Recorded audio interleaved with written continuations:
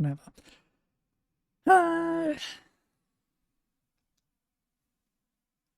Right. Okay. Still can't get over the fact there's no... whatever.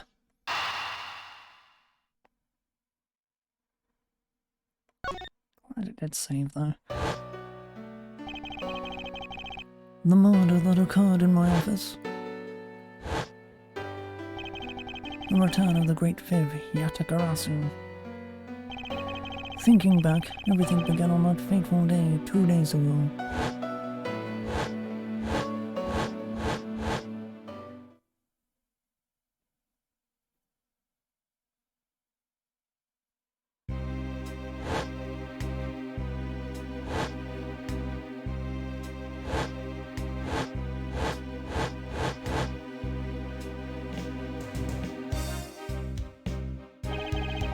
Yes, everything began high up in the air, 9,000 feet in the air to be precise. Thank you for flying high flying lines.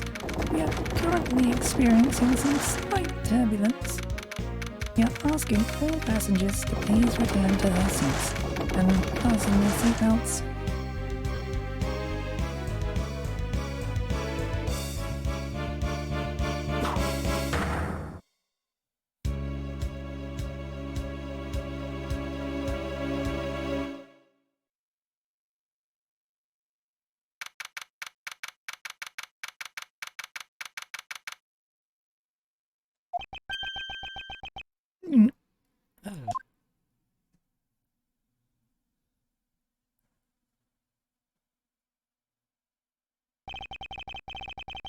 Why do I feel like I just woke up from a horrible nightmare? 6:13, huh? Guess I was out cold for about 10 minutes. Slight turbulence indeed. Ladies and gentlemen, we are currently experiencing some slight turbulence. For your safety, we ask that you return to your seats and fasten your seatbelts. I suppose turbulence is to be expected on a flight. Though admittedly, I'm less than comfortable with anything resembling earthquakes.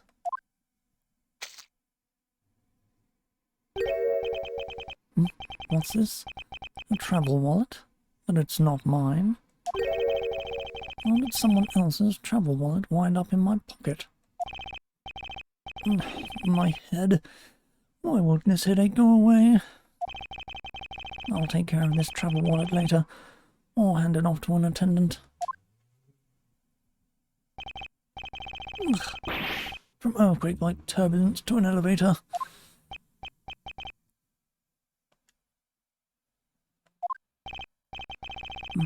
What am I doing hesitating like this? Naturally, I know full well why I hesitate. It was when I was still but a young child. I was caught up in a murder that happened in an elevator. But how long am I going to let my past haunt me? It's just an elevator. I'm a grown man now. I need to behave like one.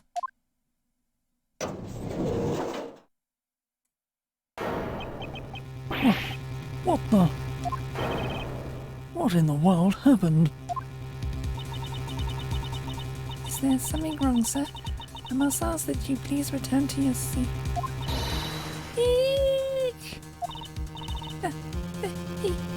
He's dead! Please calm down. We mustn't jump to conclusions without all the facts. What's wrong? Did something happen?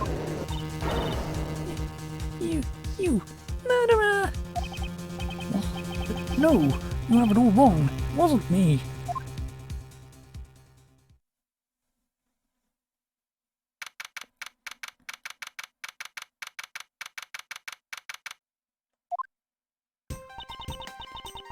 Everyone, I'm sorry to interrupt, but I have an important announcement.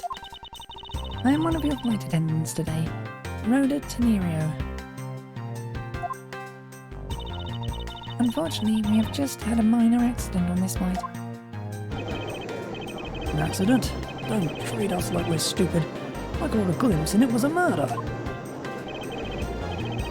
What? Murder? What's going on with this flight?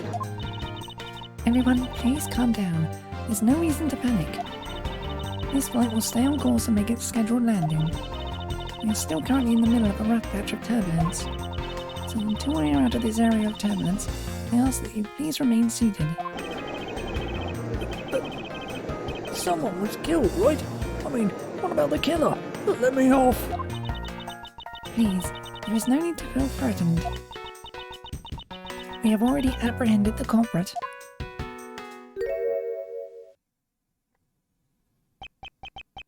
I ask that everyone please remain calm. What the heck is he talking about? Why should we remain calm? My name is Miles Edgeworth. I'm a prosecutor and I assure you I am not the killer. Being a prosecutor doesn't make you incapable of murder, buddy.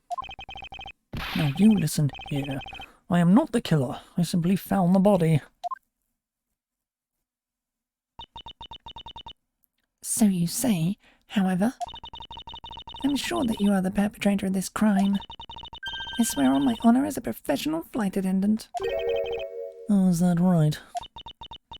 I know what I saw. And there's even very strong incriminating evidence to back me up. What kind of incriminating evidence is she talking about? You've already alerted the proper authorities at our destination. Until we land, you will remain in our custody by the powers vested in our captain. I'm very sorry, but please understand our situation.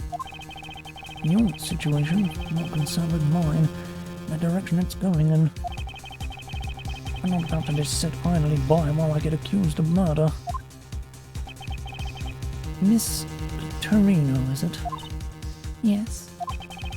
I was wondering if you might give me a chance. Chance to do what? A chance to plead my case. And a chance to ask what you meant by incriminating evidence just now. To accuse a passenger of such a grave crime without allowing him to give a proper defense. Can the professional flight attendant inside of you really call this action righteous? You have a point. Very well, I'll listen to what you have to say. But be wary of what you reveal. I'm afraid you'll only look even more suspicious if your explanation fails to satisfy. I also do not have the time to deal with you all day, so please make it quick. Of course, as you wish. Good. Very well then. Let's get started. I know for a fact that I didn't kill that man in the elevator. What I don't know is what sort of evidence she has up her sleeve. But I'm certain it doesn't fit with how the crime really occurred.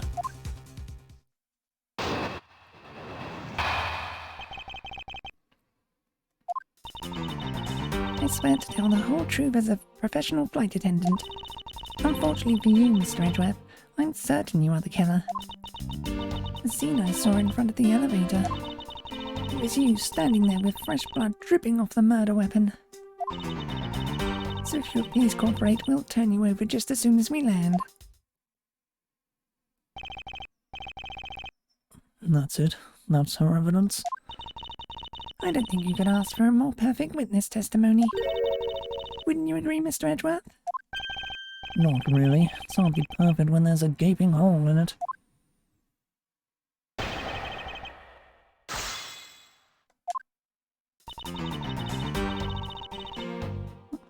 Hold it! Tell me, what exactly puts the pro in professional flight attendant for you? Well, it means we are very professional about how we take care of our passengers. Services like fetching papers and responding to calls are done with speed and accuracy. I can assure you that I give testimonies with the same level of professionalism. But I'm sure you have already realized that by now, right? It's a bit hard to appreciate your professionalism when I'm the one under suspicion. And there you have it. My professional testimony is accurate and reliable. Hold it! You certainly seem sure of yourself.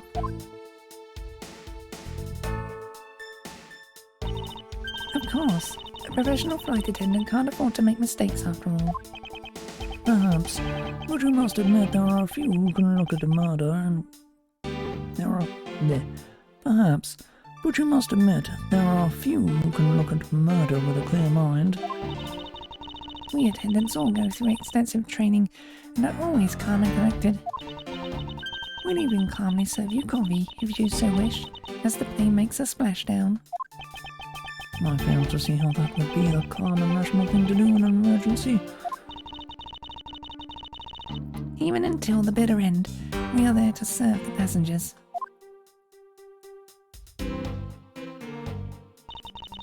That is the duty of all professional flight attendants. You certainly are confident. Anyway, shall I return to your testimony?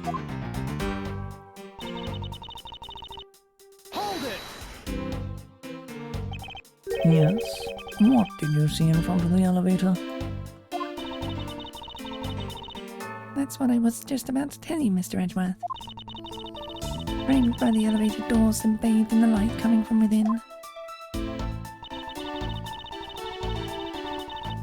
Hold it! The murder weapon, dripping with blood. Really now? I swear that was the grisly scene I saw before me. Thank goodness it wasn't a passenger who saw, or there'd be widespread panic by now. As I recall, you were quite panicked yourself at the time. Excuse me. You were scared enough to misread the situation and accuse me of murder. Nonsense. Professional flight attendants cannot afford to be that flustered. I witnessed the murder scene, and am now listening to your defense, all with a smile. Apparently you also lie with a smile on your face. Hold it! I'm not the culprit, and yet you would keep these restraints on me. Mr. Edgeworth, please try to understand what kind of situation you're in right now. And what exactly is my situation? I have the backing of the captain to keep you bound in this way. We are within our legal right to restrain anyone who might threaten our captain mid-flight. In essence, you're in the same situation as someone who has been arrested by the police. So I am to stay restrained until I can clear up all of her doubts. At least I'm close. The mistake shines like the silver lining on a dark rain cloud. And I'm going to capture some of that light with evidence. Objection!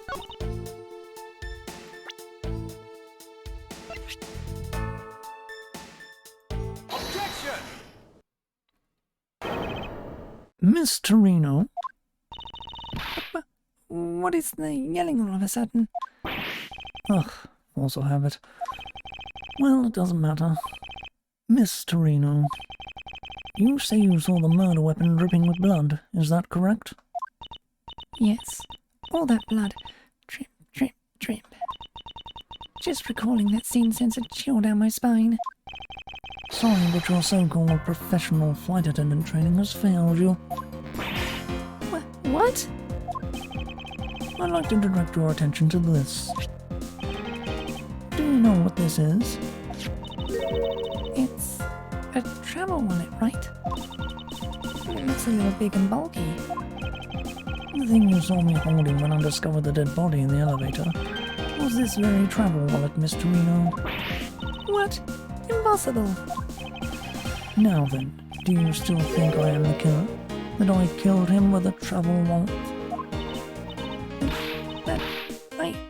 No, but I saw blood dripping from the wallet. I know I did. As you can see, this wallet is clearly stained. But if you would be so kind as to take a whiff, I think you'd agree it's only grape juice. Then...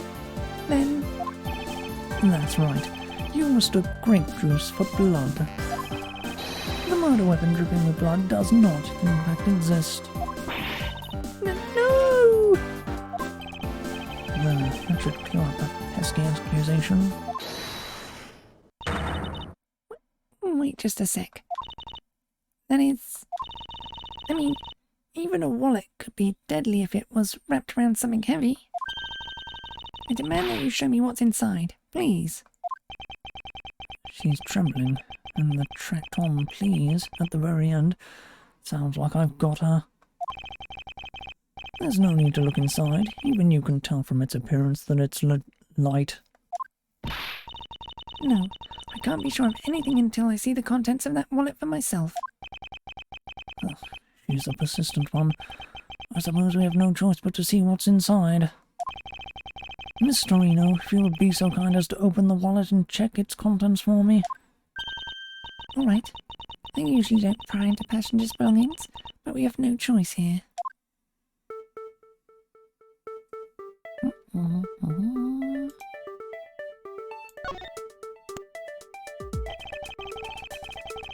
It seems that this passport is all that's in here. As you saw, there is nothing but a passport inside. This renders your wallet was the murder weapon argument moot. Wouldn't you agree?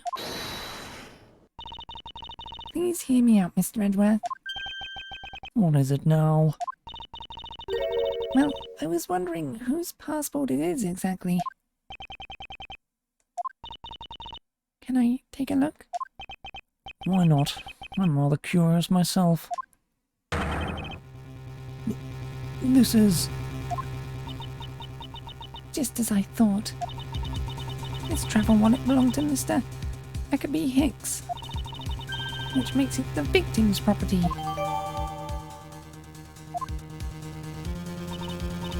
You stole the victim's wallet, didn't you?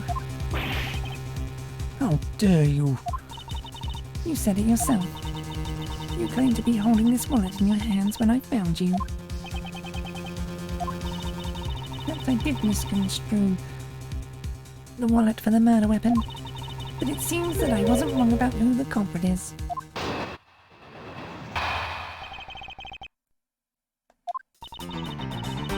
As you claimed, the murder weapon is not the travel wallet. However, it is something you stole from Mr. Hicks after you were done with the vile deed. I find it hard to believe myself, but your motive was very simple. You were out to steal Mr. Hicks's money, weren't you? So even though I don't have the murder weapon on me, you still suspect me, I see. You stood up at the crime scene with the victim's wallet in your hands. How can I turn a blind eye and not suspect you of foul play?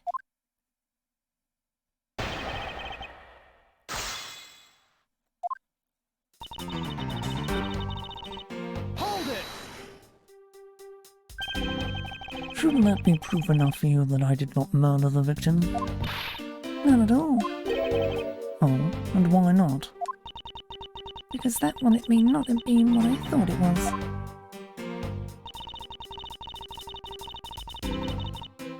Hold it!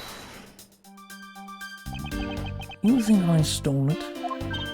Yes, I'm very sorry to say it, and I wouldn't usually be so rude, but it must be said. I never thought I'd see the day, but here I am calling a passenger a thief. Maybe I should put on a serious face and say it more directly. I believe you removed the wallet from the victim's personages. It really doesn't matter how you phrase it. What I'd like to know is why you think I stole Mr. Hicks's wallet. Hold it!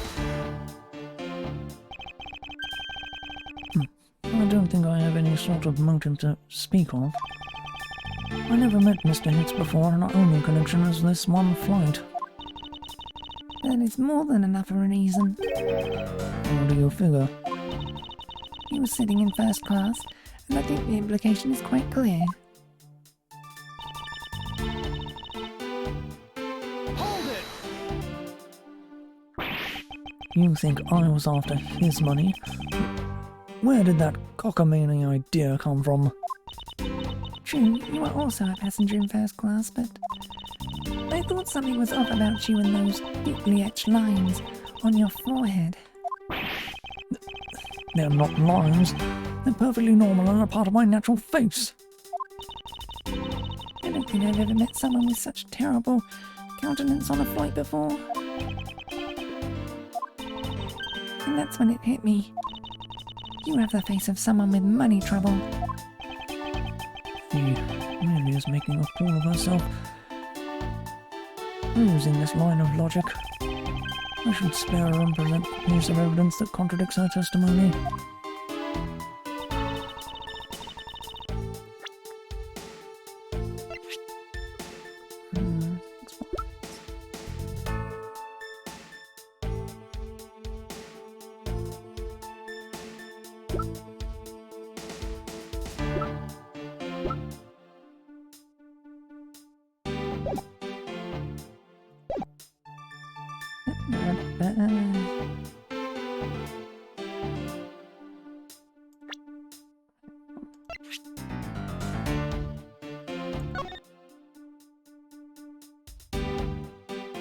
Oh yeah, money all over the floor, isn't there?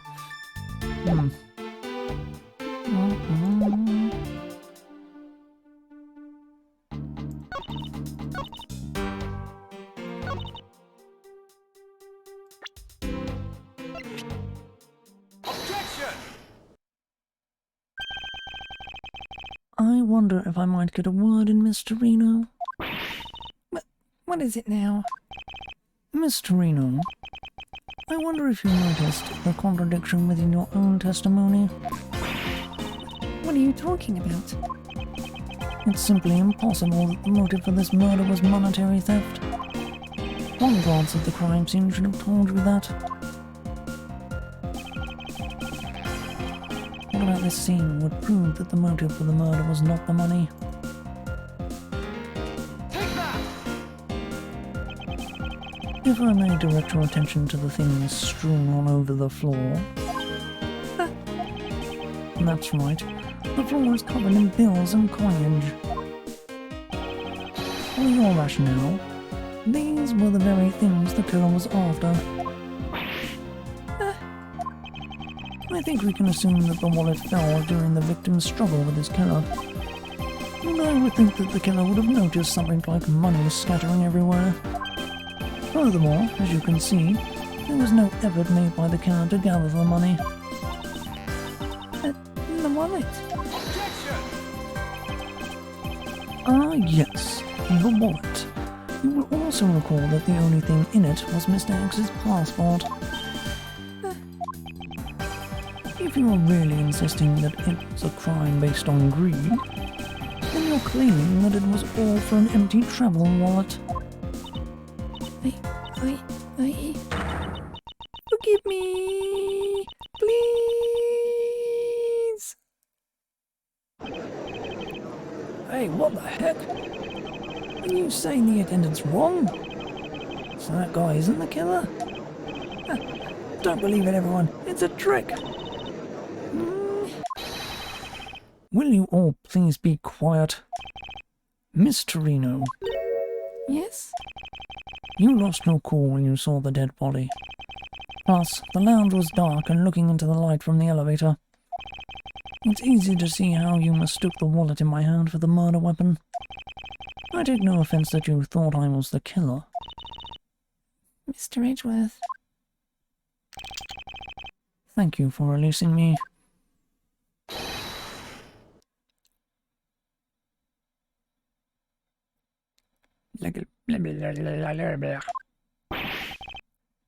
What is it now?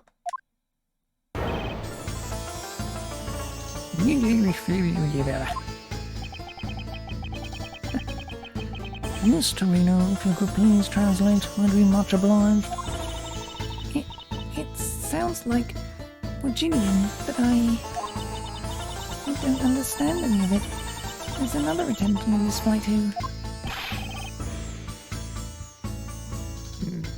I said that he is giving the runabout. I don't require an interpreter. I speak English just well, see? You, the attendant. Yes, sir?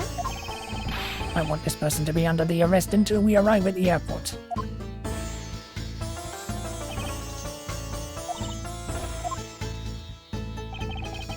I'm sorry, sir, but What exactly are you hoping for? What is it you want? I'm finished talking to the likes of you. Please, I would like to hear why you would like me to be held under arrest until we land. You! How dare you try to waste my time? You were the one who stuck your nose into my affairs. I wanted to spend... There, I wanted to spend even at least one more second with my precious heart. I have no time for other things. I know what you are. I see through you. Insolent. Yes, I am pretty sure that's how you say it in English. Insolvent. Yeah. Well, I'd hope that I didn't dissolve in water, but I hope that I don't dissolve in water. Blech. Well, I'd hope I don't dissolve in water, but I don't think that's what you meant. I'm sorry, but I don't think I caught your name. I'm Zinc LeBlanc II. I'm a very wealthy man in the Virginia. I'm not an ordinary rich man. I'm an art dealer, a rich seller of beauty. Mr. LeBlanc, what did you mean just now? Pardon? When you said that Mr. Edgeworth was giving me the runabout. Meh, I have to explain. Unbelievable. I will say it once and only once.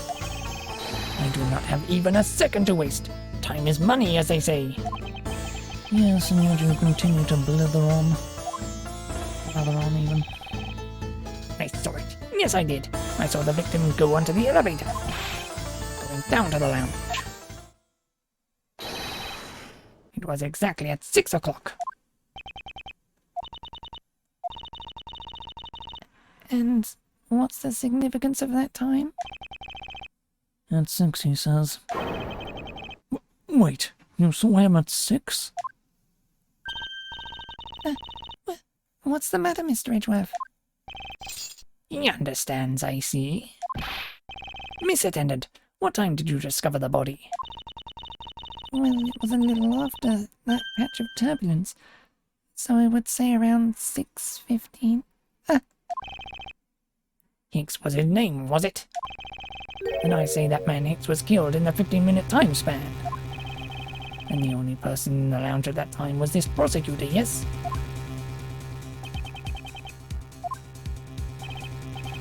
Yeah. I was in my seat the whole time.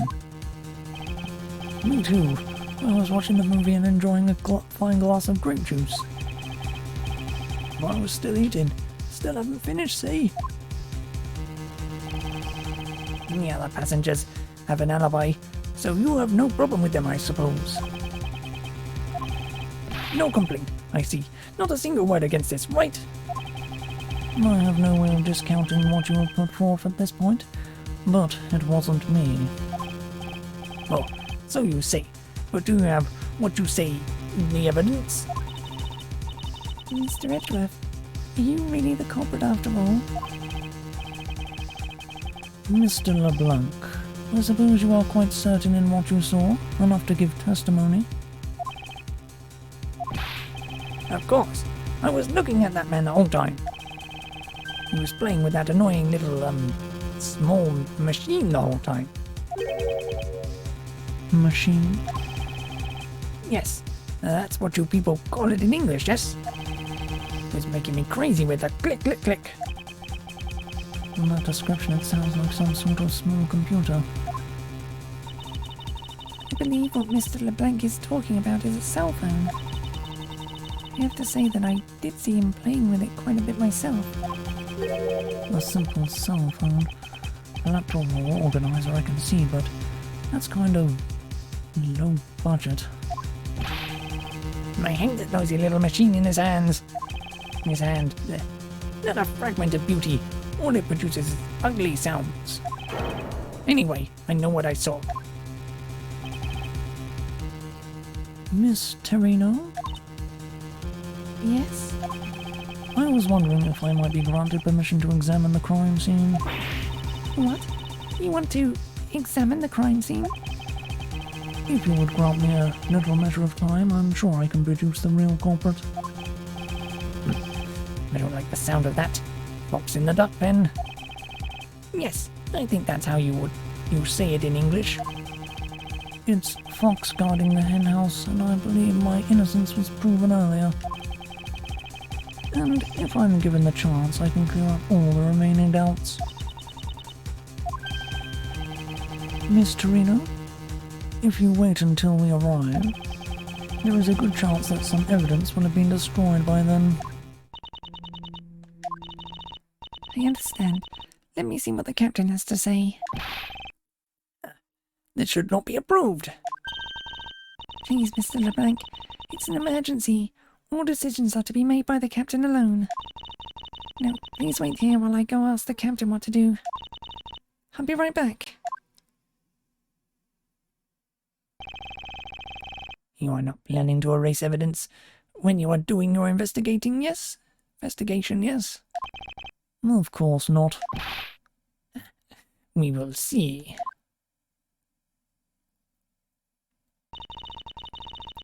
Mr. Edgeworth, you have the captain's permission to investigate the crime scene. What? Unbelievable. I'm in your debt, Miss Torino. However, there is one condition. I'm to supervise you. Can you agree to that? Of course. I see no problem with that stipulation. It's only natural, as I am still a suspect in this case. I take full responsibility and will watch Mr. Edgeworth's every move. I hope this is reassurance enough that there will be no foul play. Now then, Mr. Edgeworth, shall we proceed? If you should need my help with anything, please feel free to touch the partner button. It's time to head to the scene of the crime, the first floor lounge.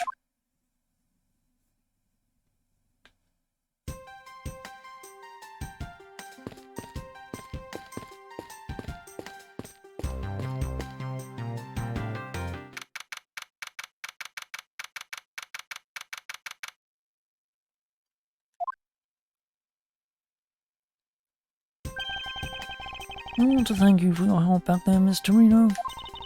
It was nothing. You should thank the captain for granting you permission. And just so everything is perfectly clear, I still don't trust you to that extent. I don't want you to think your standing with me has changed. I see. I will bear that in mind. I received an order from the captain earlier. He wanted you to know that. We reserve the right to stop your investigation if we feel you are not making progress. And when we do, we ask that you please return to your seat at that time. So, my time runs out at his and his crew's discretion, does it? I have to find a way to discredit Mr. LeBlanc's testimony before time's up. I understand. By the way, is there any place you can think of where the killer might hide on board? I don't think so. After every first-class passenger was accounted for at his or her seat, we made a thorough search of the plane. As for business and economy class, no one can move between those two classes in first class without a staff keycard. And we found no record of a keycard being used at all. Which means that I have a first-class killer on my hands. At least I know that much for sure. And one other thing. No one else has been allowed near this crime scene since the murder was discovered either.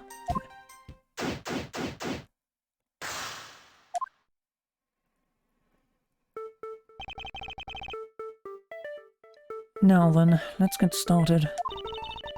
But where should we start from? Let's start with Mr. LeBlanc's statements. The crime occurred between 6 AM and 6:15 AM. During that interval, the only person in the lounge was myself, which would make me the prime suspect. However, since I did not kill Mr. Hicks, it means that the killer was around somewhere. We are to believe what you say is true, then yes. The first order of business will be to gather information to win your trust.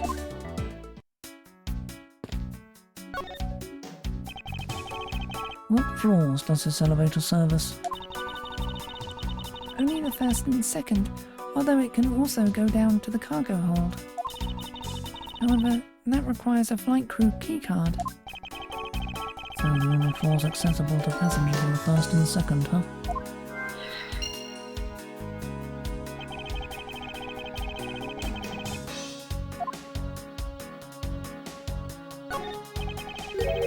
What is this sinister-looking figurine on the floor? Yeah, figure on the floor here. Oh, that's the piggy bank of our company mascot, Mr. Hi-Fi.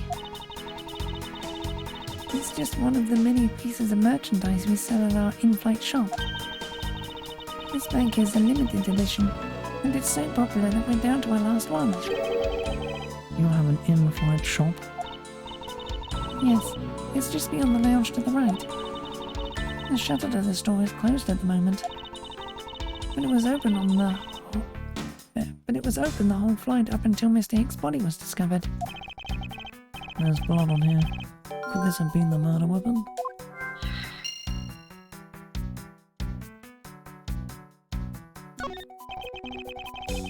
Money is strewn all over the floor of the elevator.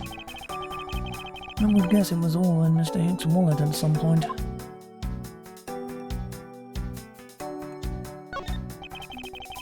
I doubt anyone was expecting to find a dead body in an elevator on this flight.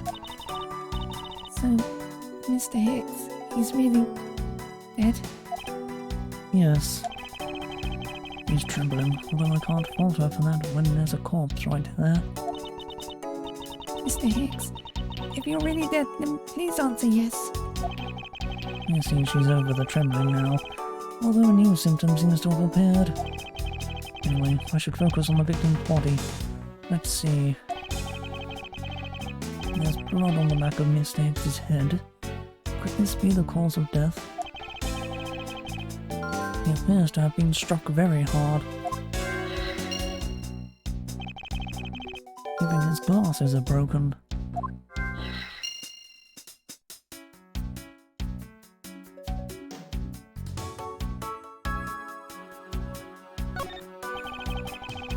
I wonder what was hanging off of this lanyard. Something's missing from this picture. Now if I could just put my finger on it.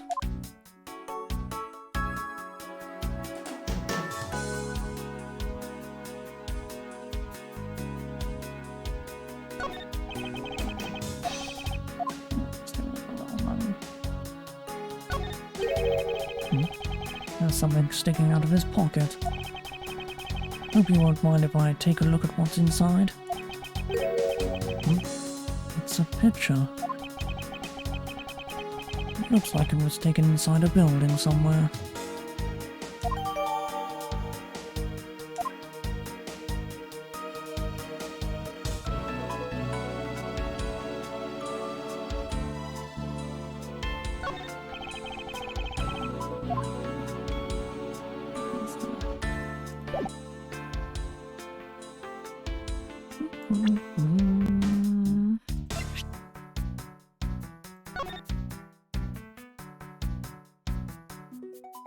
I think it's fun.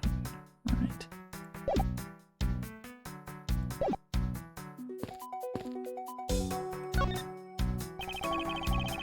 There's some spilled grape juice in front of the elevator.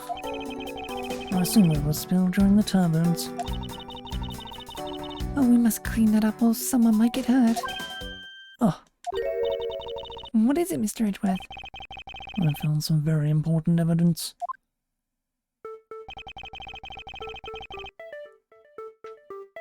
Footprints, isn't it?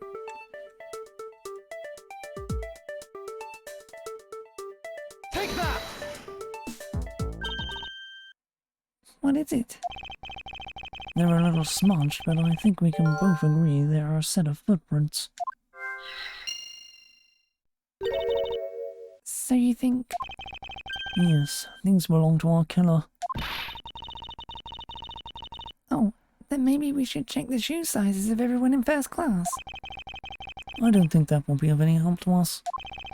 Unfortunately, the prints are too smudged, which will make it hard to get a definitive match. Oh, I see.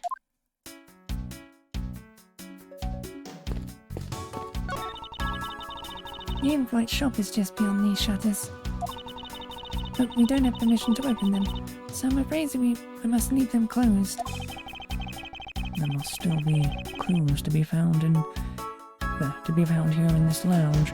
I must remain ever vigilant.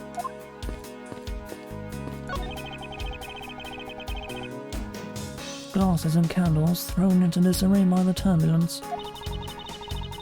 It's been a while since I've seen this big of a mess. It's terribly embarrassing, but I thought it was an earthquake for a second. I frantically started searching for gas valves to shut off. Well, I guess the shaking of the plane was bad enough to be mistaken for a real earthquake. Not that I would know since I was unconscious for most of it.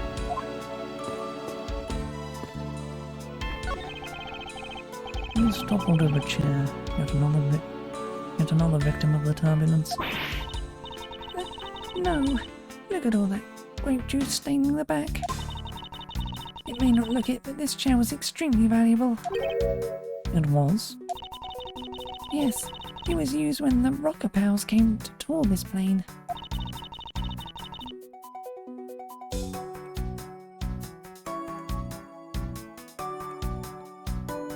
The rocker pals leader sat in this very chair. No, I'm sorry, but what are these rocker pals? Can't believe you've never heard of them. They're all the rage. The Rocker Pals are an extremely popular international band.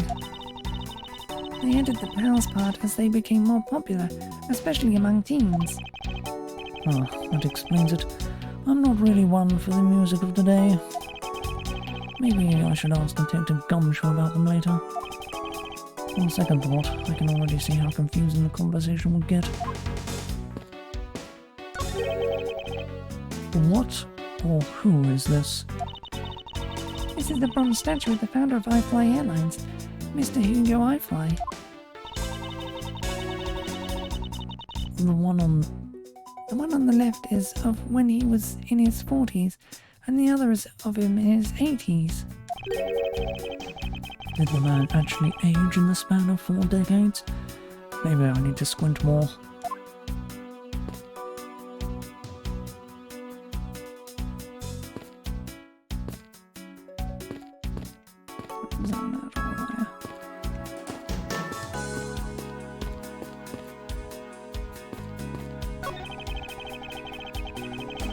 These counter windows offer a glimpse of the sky, but these clouds tell me nothing. Mr. Edgeworth, you look like you're talking to the clouds. Is that so? Then tell me, what do you suppose I said to them? I don't know, but it looked like a rather one-sided conversation.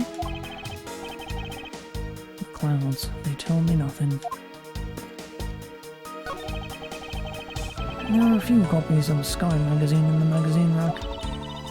This month's special is an English trivia quiz. Not a bad idea. I've heard that the youth of today don't know a particle from a participle. Now, please don't go around confusing people with made-up words, Mr. Edgeworth. Who ever heard of such a silly word as a participle? Case in point.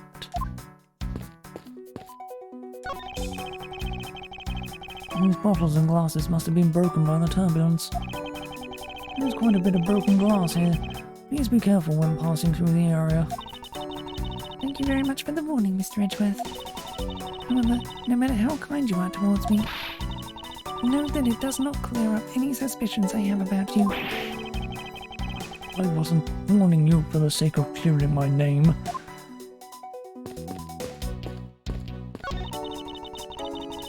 This grand piano is the pride of this plane. It can play the music of whatever CD we insert into its CD drive. That's not a piano. It's more like an overgrown music box. But it's keys to press along with the music, as though there really is someone playing it. Some people have entirely too much money to waste on the overly complex toys.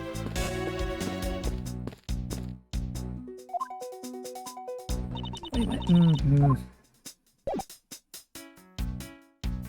Blech.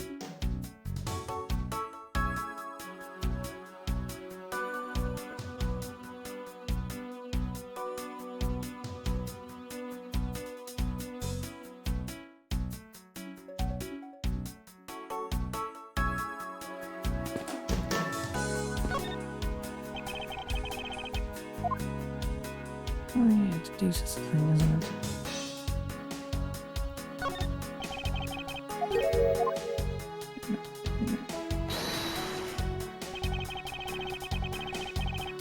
This spot? Yep.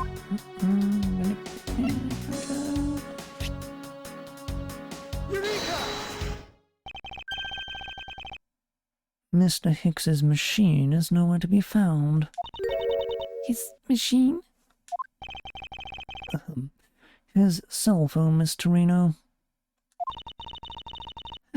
So I guess because it's not here. Yes, I think we can safely deduce that the killer took it.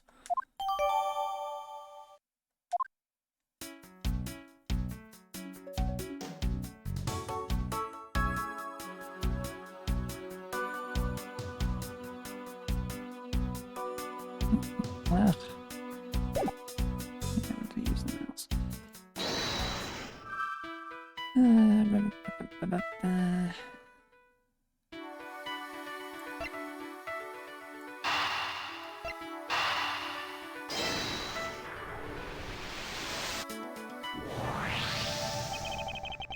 A statue with blood on it lying next to the body of a man who was beaten to death.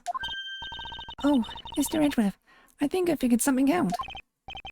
Yes? What is it? The way the blood is on this, it looks like it matches up with the wound on his head.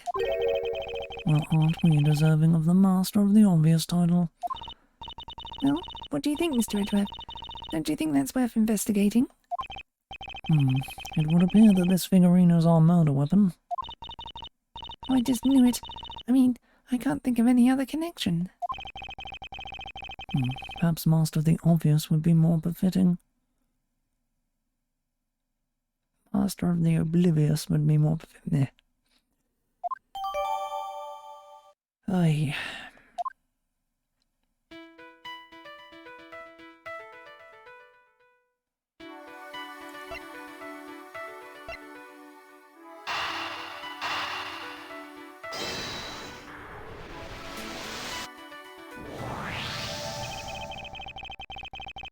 True, there wasn't anyone else in the lounge other than myself right before the turbulence.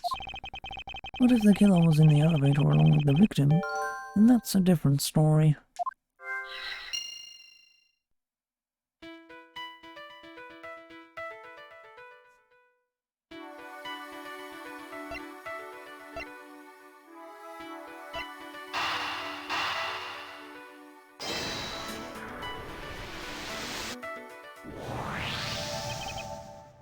I have it. I'm sorry, but I don't understand, Mr. Edgeworth. I can prove that someone other than myself was here around the time of the murder. What? Really? Yes, it's rather simple actually. The proof is in the pudding, or rather the grape juice in this case. These footsteps here confess to me this very fact, that someone exited the elevator alive. Seeing as how the victim is dead, that would mean a second person. But couldn't the footprints be from Mr. Hicks himself? But if you take a look at our victim's shoes, you can see the soles are spotless. Which means... Mr. Hicks wasn't alone in the elevator. In fact, it's quite the opposite. There was actually one other person inside the elevator.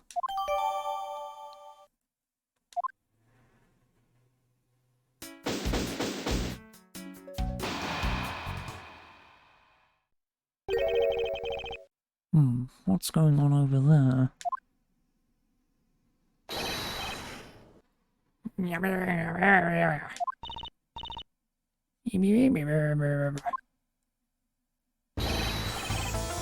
Unforgivable! This is unforgivable! Do you understand what I'm saying? The movie is late. It is the same level of bad as if the plane arrived late. The movie... What? I will not talk to you anymore. You are just wasting my time. What is the matter, Mr. LeBlanc? There is no emergency. Please return to your seat, sir. Do not tell me what to do. I will not I need not to sit down. Well, Mr. Prosecutor, did you prove you are innocent yet? If you would like, I'll prove my innocence to you right now. What nonsense! Are you saying my eyewitness testimony is mistaken? Not mistaken, merely that there is room for doubt. I'd be most honoured if you could please tell me what you saw in detail once more. Fine. Suit yourself.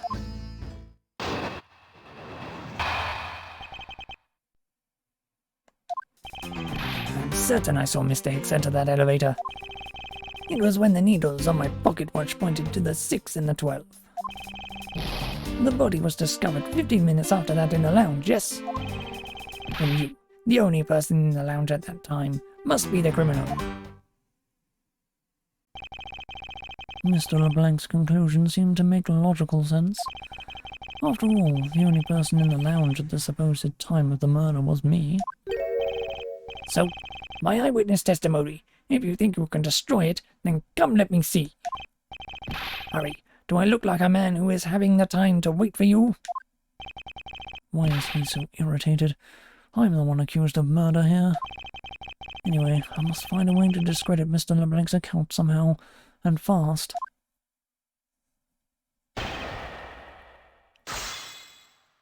Hold it! Mr. LeBlanc, were you able to get a good look at the inside of the elevator at that time? Of course.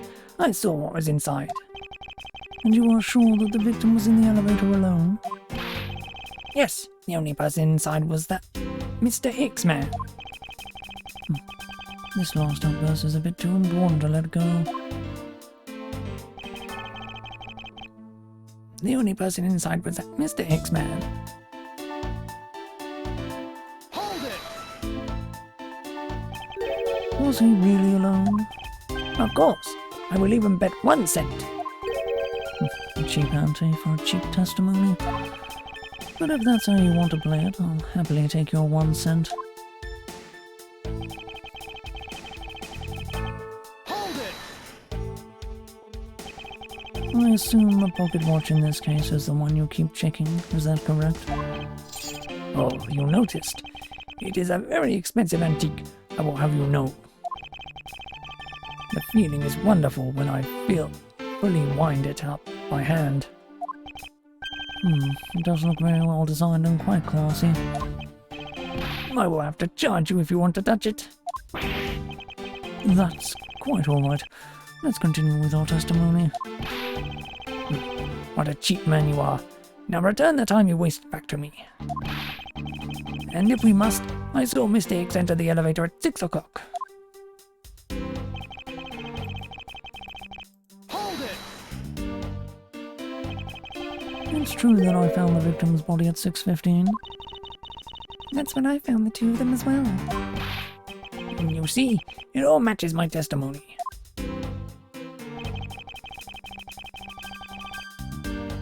Hold it! That is the most mistaken way of thinking I've ever heard of. No. Your silly opinion is what is mistaken. Please calm down, the both of you. In a sense, you are both mistaken. Well, if that isn't the pot calling the kettle black, then I don't know what is. I spy a little hole in his words. As you wish, Mr. LeBlanc. I will now show you proof of my innocence.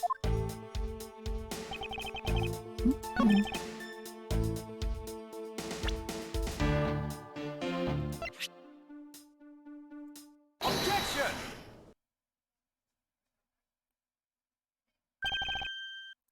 Mr. LeBlanc. What is it? There is a very glaring contradiction in your testimony. What do you mean?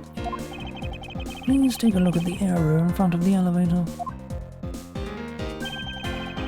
There, at the spilled grape juice. Yes, and? Will you admit you also spilled it with the blood?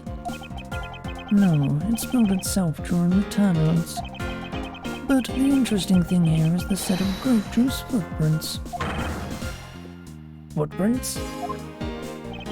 Yes, the ones that lead from within the elevator out into the lounge itself. It's evidence that proves that someone other than Mr. Hicks exited the elevator alive. There must have been another person in the elevator with Mr. Hicks. Now then, I'm done playing games. Why don't you tell us the truth?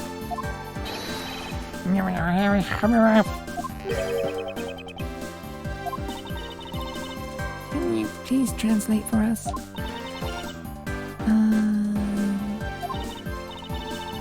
No way. That's totally impossible. I guess is what he said. No way. That is totally impossible. Why did I pick the right voice for her? I know there was no other person in there. I saw with my own eyes. If you want to know what I think, Mr. Edgeworth, I don't think Mr. LeBlanc is lying to us. I suppose she's right. He doesn't seem to be lying. But then, what does it mean? What about this contradiction? Mr. LeBlanc, please, just once more, will you recall the details of what you witnessed for me?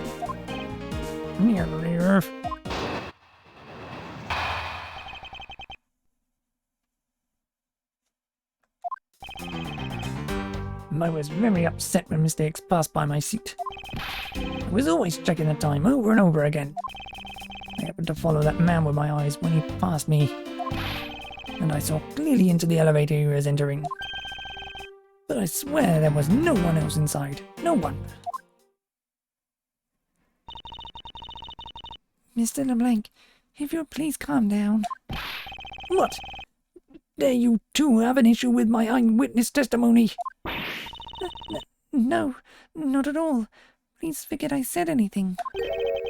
Yet again, he doesn't appear to be lying. But I can't let this testimony stand as the truth.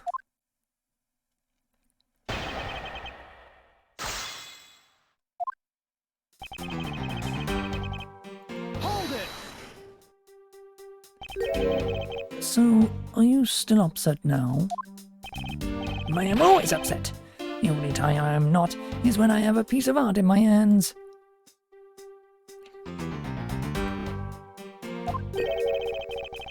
It's surprisingly easy to believe that about him. But I was even more upset when Mr. Hicks walked by me.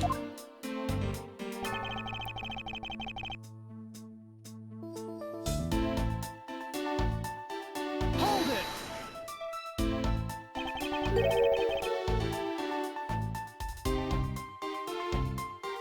Why were you so attentive to the time? Because something unforgivable was happening. Come to think of it, you were yelling about something unforgivable earlier. I was giving a complaint to the attendant about the movie starting time. Return back to my time. In the way he talks. Return back to me my time and money. You understand the point? Movie? Is he talking about the in-flight one that's mentioned in the magazine? A summary of the plot and start time. Interesting. They were supposed to show License to Love, Laugh, Fame and Murder. I cannot see that movie in my country. You can only see it on international flights. I look forward greatly to that movie. I check my pocket watch whenever possible, so I would not miss it. I even set my pocket watch to the destination time when I came on board. So my watch is not wrong. It matched the schedule. But the movie was still late. Very, very late. Hold it! Your pocket watch. I'd like to ask you a little more about it, if that's all right.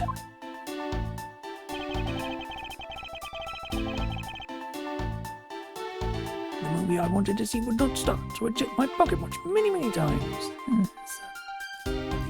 Isn't it? Hold it! So the movie you mentioned, is it the one listed in the Sky magazine? Yes! I was so looking forward to watching License to Love, Laugh, Maim and Murder. Mr. Reno, what was this movie? Was this movie shown on this flight? Yes, it was shown at the scheduled time. Isn't it possible you simply slept through it by accident? Nonsense! You doubt me? No. Now stop pointing at me like that. Odd. How did he miss a movie that he was clearly hoping to see? I checked my pocket watch a great number of times. That much I know for sure.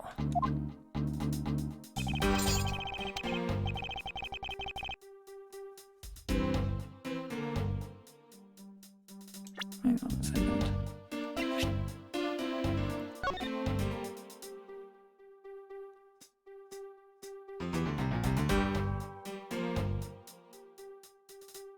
Movie starts at 6.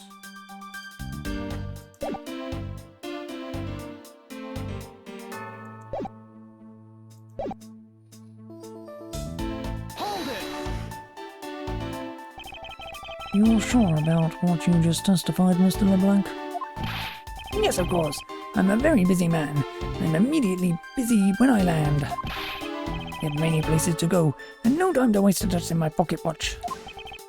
I see. That was a very valuable statement you just made. Let me all you want, but you will not get 1 cent out of me. That's all right.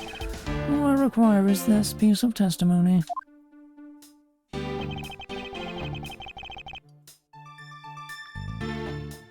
Hold it! Since you only happened to see him, it's possible that you missed something in that glance. Even if I only happened, I did not miss a thing. And how can you be so sure? Just because. I would appreciate it if you didn't take my life so lightly with a simple just because.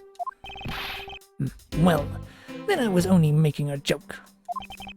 My sore mistakes, all right. Hold it! Is it possible that someone was hiding inside? What? You dare insult me? I have belief in my eyesight. When I look for art to sell, I am told often I have great sight for the arts. I think the phrase you were looking for was great sense, although that's debatable. But isn't it possible someone was just outside of your line of sight? You are persistent. I tell you, I look clearly.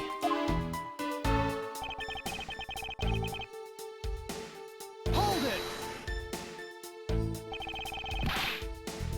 Why do you insist that you are absolutely not mistaken? Because when I say I am not wrong, I am not wrong. Mr. LeBlanc, if I may, I think beyond misconceptions and mistakes lies the truth. Funny, that suspiciously mirrors something I told her only a little while ago. I honestly don't think Mr. LeBlanc is lying. I don't think he's lying either. But I think he might be mistaken about something. Mistaken? Yes, and I'm going to correct his mistaken recollection with evidence. And this professional attendant shall witness the prowess of a professional prosecutor.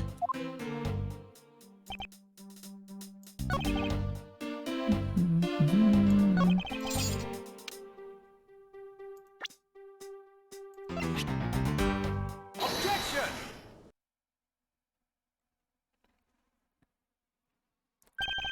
Mr. LeBlanc, you said this just now in your testimony. I even set my pocket watch to the destination time when I came on board.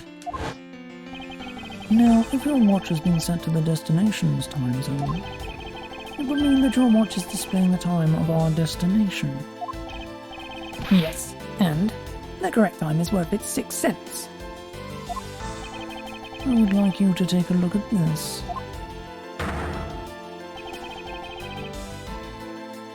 If you believe this Sky magazine, clocks on this flight run in accordance with the time of our departure time zone. Of of course, the movie schedule was also created with that in mind. Miss Torino, for confirmation's sake, what time zone is the flight aligned to right now? Well, we made a short stop at a transfer point. That's right, it was in that small Asian country, the Republic of Shangfa. But we didn't readjust our onboard clocks at that time. So, right now, we are still running on Borgian time. What? The time difference between Borgia and our destination is 9 hours. In that case, it's only natural that your watch will be out of sync with the schedule. Wah! Further, with your analog watch set to your destination's time, it would appear to be running 3 hours fast when compared to the flight's onboard clocks. It also changes everything about your testimony. And you can bet 1,000,000 cents on that. In light of this information, it means you saw Mr. Hicks 3 hours prior at 3 a.m.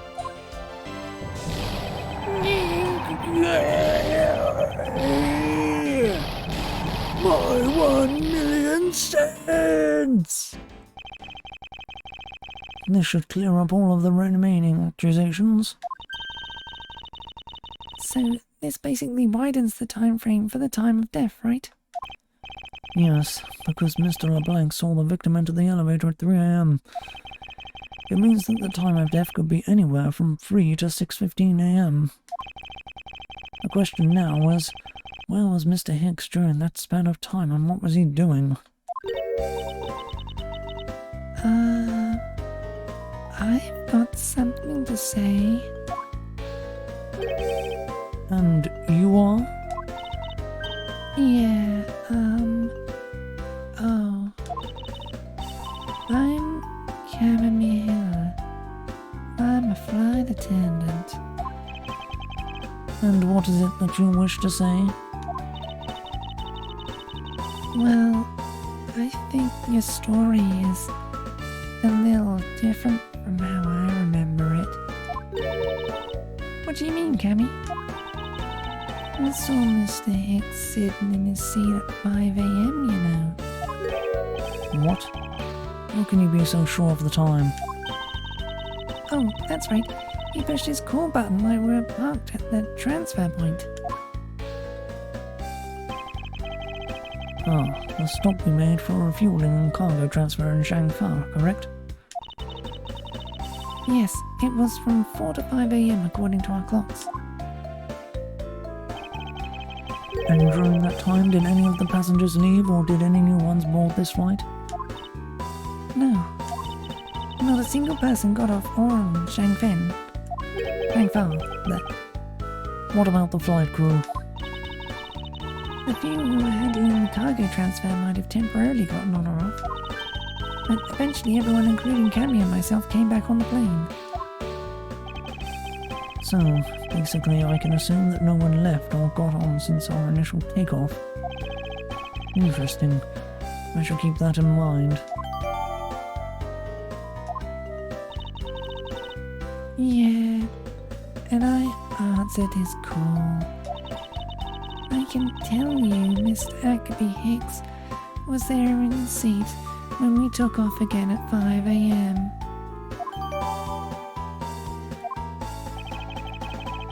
Oh, alright, then that puts the time of the murder between 5 and 6:15 a.m. Okay, now what time did you come down to the lounge, Mr. Edgeworth? I remember coming down here almost as soon as we left the Republic of Shangfa. Ugh.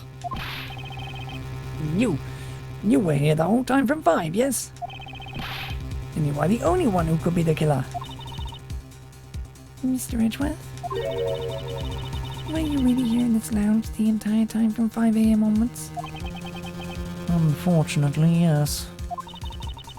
But then, how do we explain the footprints?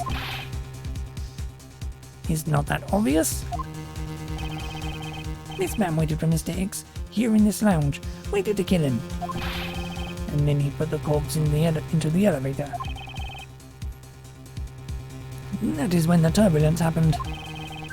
My eyewitness testimony may have been mistaken. But what time I saw Mr. Hicks enter the elevator on the second floor does not matter, because the entire incident concluded here in this lounge. Everything happened in this lounge. Is that what you really believe, Mr. LeBlanc? What? Do you have another idea? I simply feel that there is something out of place in the scenario you presented.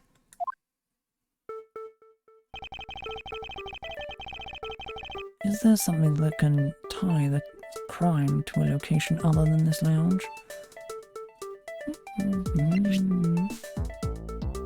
Take that! The murder weapon. This little piggy bank is sold at the in-flight shop.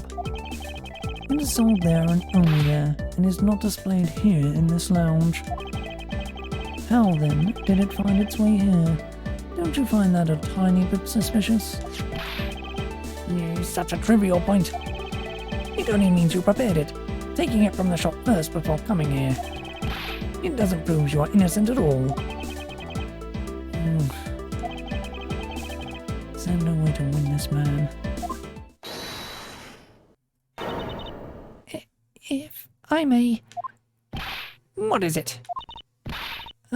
you see, well, it's just as Mr. Edgeworth says. Oh, and why do you know this so well? Well, it's just that piggy bank was there in the shop. I saw it with my own eyes. And when was this? It was maybe around 5:40 a.m. Isn't that just before we hit that patch of turbulence? That's right. You were in the shop just before the turbulence.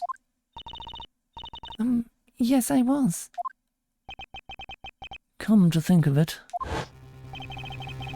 Mr. Reno, when I found the body, I believe you came out of that door. Yes, I did. And what is beyond that door? That's the flight attendant's room. Then you were on the first floor. Yes. I had to do something at the shop in the flight attendant's room. So I went to the shop first, then to the flight attendant's room. Are you saying you passed by me at some point? Yes. You seemed really into the issue of Sky magazine you were reading at the time. I don't suppose you noticed me walking by. I vaguely recall someone walking by, but I didn't take notice of who it was. Anyway, the piggy bank was definitely there at the shop when I went there. Why did you go to the shop in the first place? I went there for a work-related matter. Work, you say? Yes, the upkeep of the shop is also one of my responsibilities. Why did you not say anything about that until now? Is what I want to know. In any case, I believe it's clear that the shop needs to be investigated as well. Shall we head over there then? What is it now? Aren't you forgetting something, Miss Rhoda? Don't you need the captain's permission to check the shop? No, I haven't forgotten. But I have already asked him for permission to search the entire plane. So I think we're alright. That's weird. What is? Well, I just talked to the captain, see? And he said that he didn't give you permission to do anything like that at all. What is the meaning of this, Mr. Reno? It means she's lying. Go on, admit that you are. You said you had permission to search all over, but you don't. And yet here you are.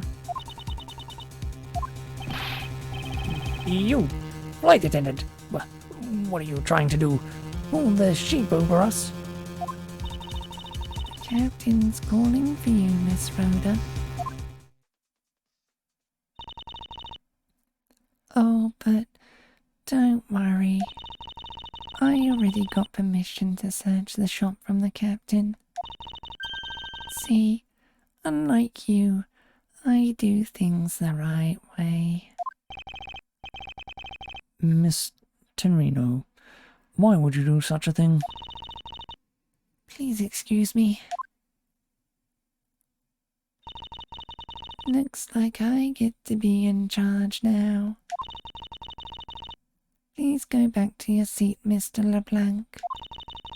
Now then, Mr. Edgeworth. If you would follow me, I will be your guide from now on. There's something about Miss Torino that has piqued my curiosity. But right now, investigating the in-flight shop is my top priority.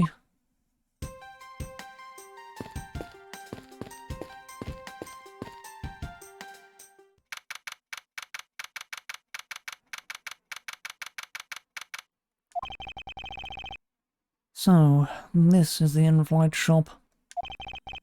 It's quite a mess in here. You think? Guess I'll have to clean things up then. Hold on, you can't clean up a potential crime scene. Oh, thank goodness.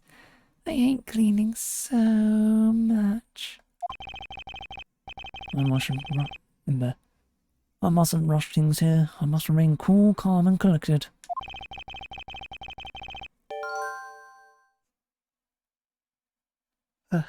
Because this piggy bank was left at the crime scene. There is a very good chance that the killer has paid this place a visit.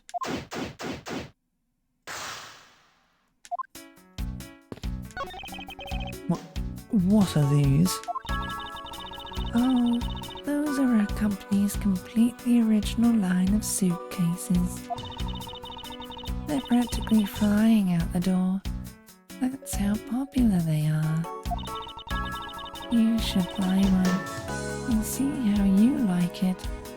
You won't regret it. That's how things work on this flight. But in the real world, you try, then buy. No way. But either way, it doesn't really matter.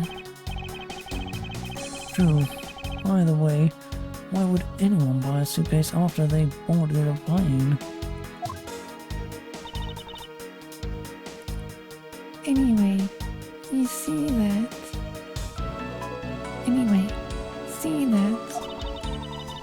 Just look at all the Mr. Iffy heads painted on there. Cute company mascot, isn't he? They're painted on with a lot of care. Doesn't he look like he's about to jump out at you? It is certainly making something jump inside my stomach. Huh? Oh, I guess there's no fooling your refined taste. You look like you really wanted to get one. And I thought I was going to finally make my first sale. But you saw right through it. Glad that's done though. Never make me try to give you a sales pitch ever again. Okay? But I never showed any interest in it to begin with. It really is pretty horrible, isn't it? You want to know something? This suitcase was designed by Miss Rhoda. Miss Tenryo designed this? Yeah, it was a company-wide contest. Oh, well, it does have a very sharp design sense. Sharp, like stinky sharp cheddar maybe. I really have no idea why the bigwigs decided to go with it. It's so blech. Miss Tenryo designed this, did she? It's definitely not what I would have expected. Ugh. You okay? I I'm fine. Please watch yourself, Miss Millie. Letting a suitcase freely roll around has got to be a safety violation. Here, I'll put it back.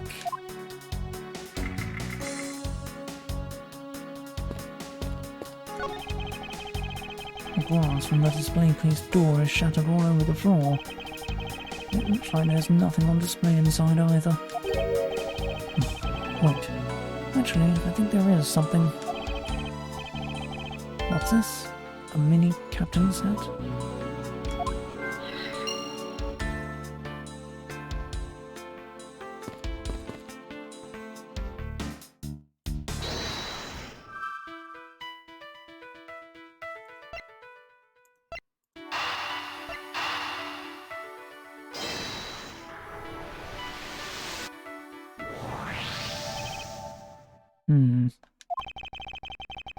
This hat probably used to be on the piggy bank's head. Let's give it a go and see. I believe this piggy bank was forcibly removed from this display case. Does this mean that the killer broke the glass to get at it?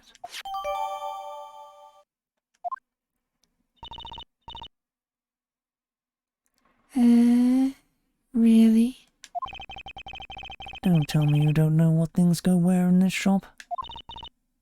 Well, I don't. Miss Rhoda's in charge of this place. So, come on. How should I know anything? I sense that further inspection of this display case is needed.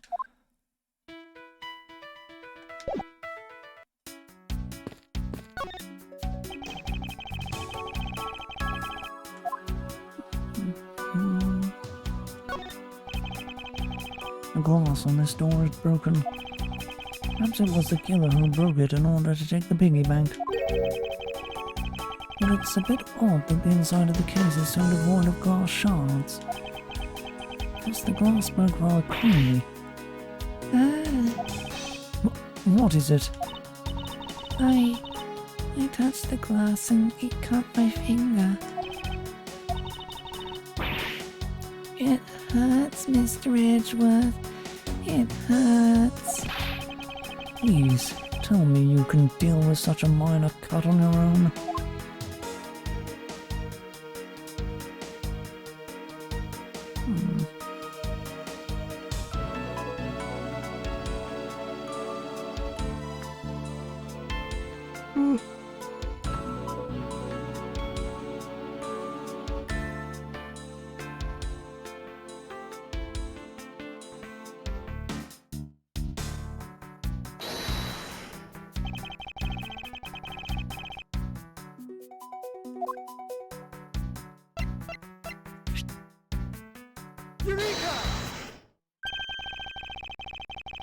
There is definitely something very unusual about this.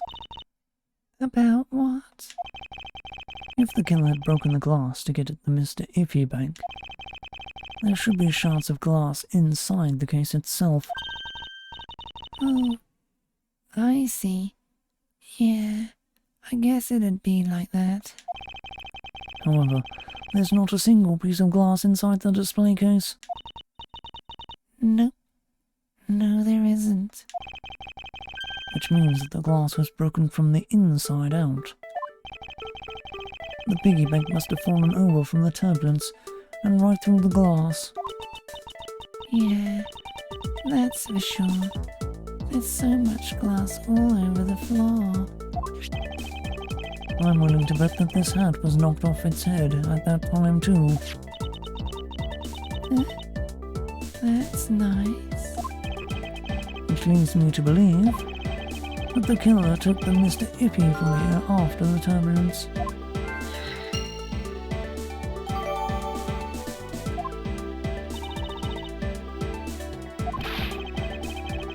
Take your power naps on your own time, Miss Millet, and listen when I'm talking.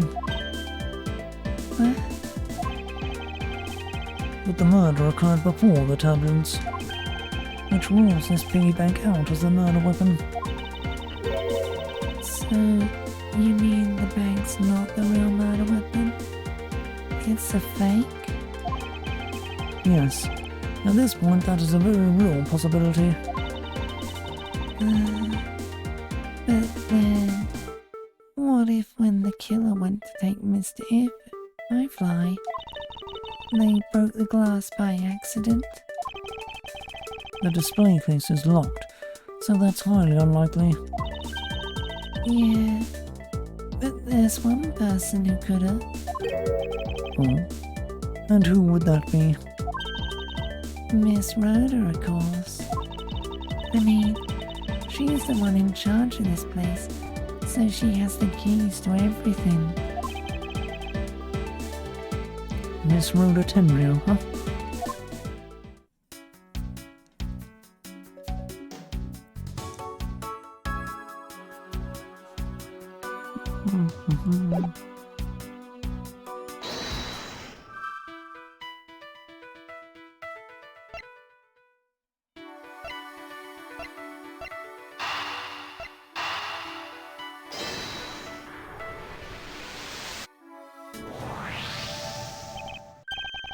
Yes, there is definitely something wrong here. What's with the sudden yelling? Tell me, Miss Melly, don't you think there's something strange about these suitcases? Oh, well, sure. They're totally strange, like the colour and the such. That's not what I'm talking about. Now pay attention. You're scaring me, Mr. Edgeworth. Sorry. These suitcases are lined up a bit too prim and proper. Yeah, they look a bit uptight, don't they? But I guess they take after their creator. Again, that's not what I meant, Miss Millay. Don't you find it unusual that these cases are the only things undisturbed by the turbulence? Never mind. I'd sooner find an answer by inspecting these suitcases myself.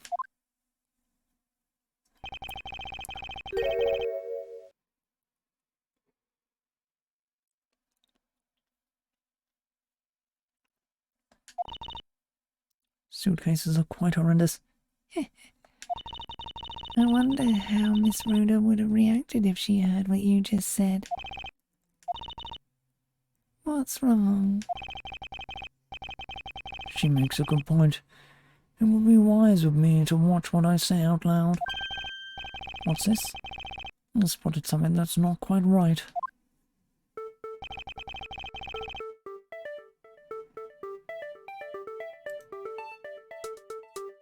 Take that! There's something very peculiar about these wheels. As in? As in, there are no stoppers in place on these. Without stoppers, one would think that the turbulence would have sent it flying. And? And so, it is very likely that this suitcase was placed here after we hit that turbulence. Let's take a closer look at it, shall we?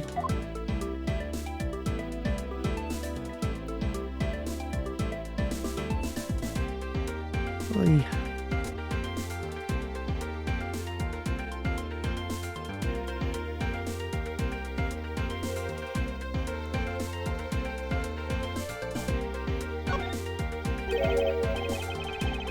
What's this? The wheel is completely covered in something. This colouring is scent. It appears the substance in question is grape juice. But why would there be juice on the wheel of a suitcase?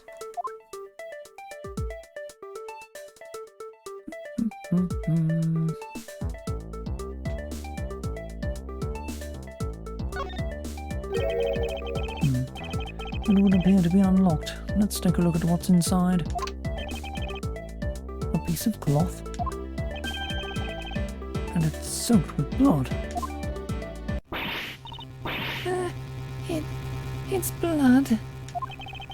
It appears that this suitcase is very strongly tied to our murder after all.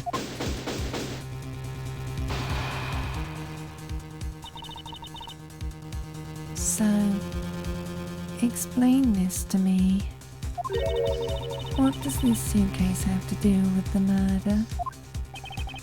I believe it's pretty safe to say that the killer used this suitcase in some manner, such as to move something perhaps. But aren't you just talking about the cloth then? That alone is too small. A larger item will be needed to move what I'm thinking of. The thing I believe the killer used this suitcase to transport is...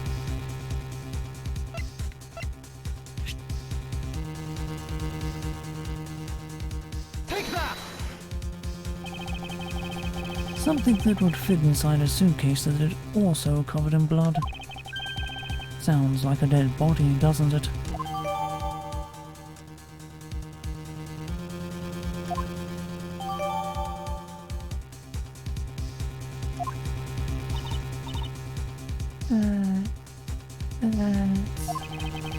In light of this, I'd say that Mr. Hicks was moved into the elevator from someplace else, which means that the murder was committed in an entirely different location. You're saying that after moving the body into the elevator, the killer brought the suitcase in here and just left it? Exactly.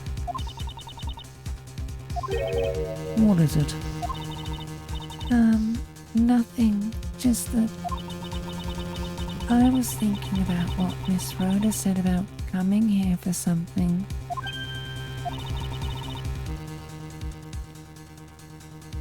Excuse me, Mr. Edgeworth.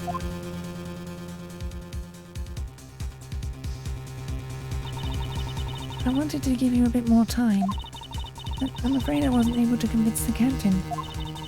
I'm very sorry, Mr. Edgeworth, but the captain feels that he has allowed you ample time.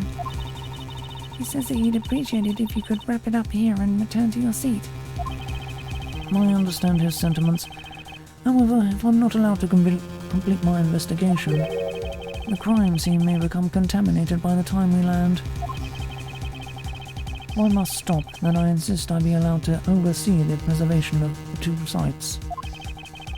Under your supervision, of course. That's your only condition, and I believe we can accommodate your wishes.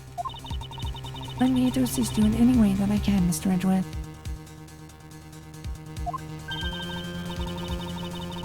Sounds like fun.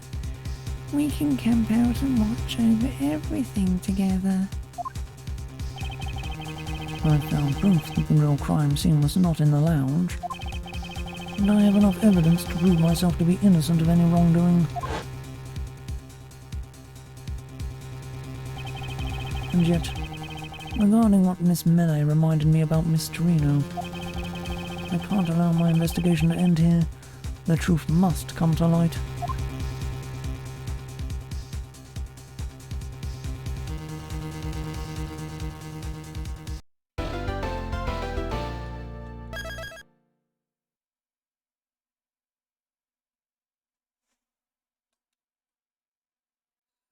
So long to save.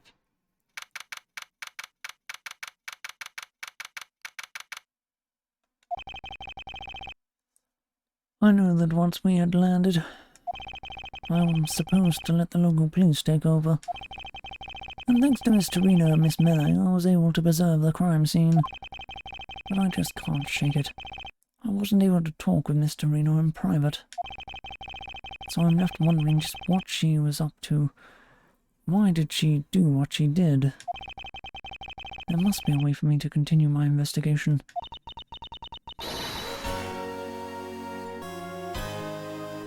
I've been expecting you, Miles Edgeworth.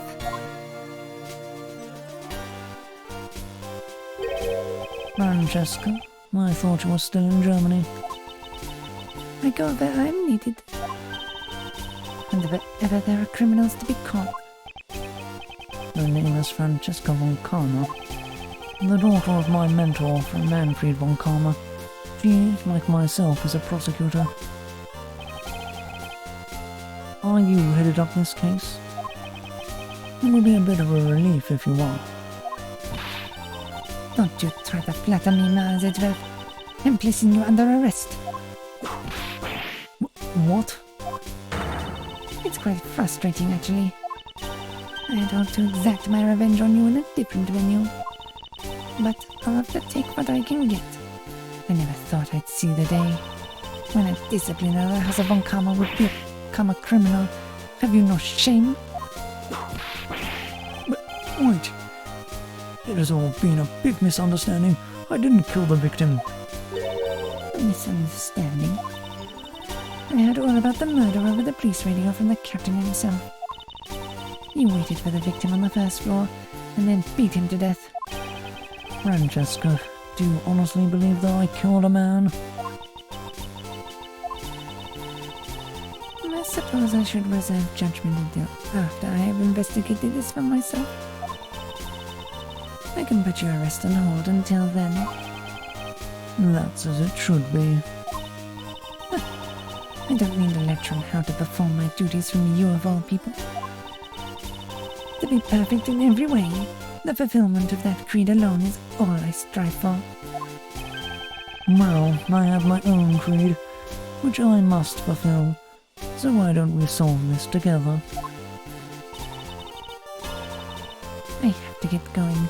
The crime scene awaits. Don't you dare leave town. Trust me, I had no intention to. Detective Gumshoe? Yes, sir. Too slow. Oh, Listen up. I'm leaving you in charge of watching this man. Don't mess up, understand? Mr. Edgeworth, I'm supposed to guard him? A simple yes or no, detective. Oh, yes, sir. Understood, sir. You just leave it to me. Miles Edgeworth. If you interfere with my investigation, I'll arrest you on the spot. Are we clear? Now then, if you'll excuse me. Good to see you again, Mr. Edgeworth, sir. Boy, am I glad to see you're okay. Thank you, Detective. I believe in you, sir. You can lean on me. I'll get you through this. I have to admit I'm a bit curious as to what Francesca is up to. Maybe I should ask the good detective. Very well. In that case, I have a few questions for you.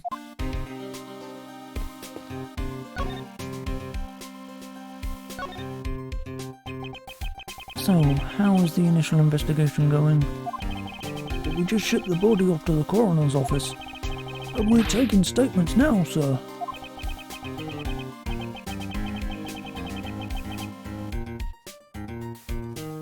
That sounds like Francesca.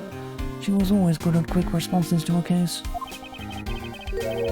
I'd say she was a little too quick, sir. Oh, how so? I rushed on over as soon as I got word of the affair, sir. But somehow when I got here, Miss Von Karma was already here barking out orders at everyone. It was kind of creepy, as though she knew there had been a murder or something, and had come in advance to await your flight's arrival. And that is sort of odd. She did show up rather quickly and out of the blue. Plus, I still don't know why she's here in America. There must be some backstory to all of this. Miss Von Karma just kind of popped up at the prosecutor's office about a week ago, sir. Something about chasing down leads related to a certain incident. No details? It's kind of top secret, so she can't talk about it, even with me, sir. Knowing her, the only type of talking she likes to do is with her whip. Plus, I doubt the top secret part was what stopped her from talking to you, Detective. Although, I wonder if her case has anything to do with mine. Anyway, that's about all the info I have, sir. We should find out more as we investigate. Yeah.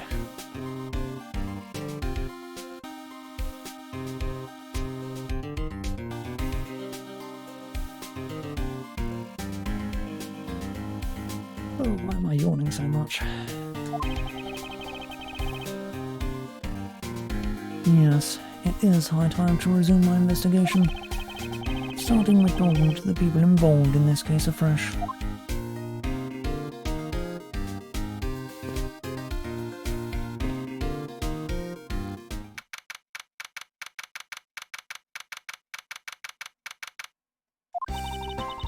So, you must be the captain. Why, yes I am, and who might you be? I'm the prodigy prosecutor Francesca von Kama, and I have a few questions for you. Don't you dare, Captain, getting friendly with another woman. I'll never forgive you if you do. What are you talking about? I only have eyes for you, my dear Cammy. I wouldn't bet money on our dear captain to be much of a reputed person. Sure you don't want to ask the captain some questions, sir? He was in the cockpit the entire time. I highly doubt he would know anything of use. Anyway, I'd like to leave that type of witness to Francesca and our whip.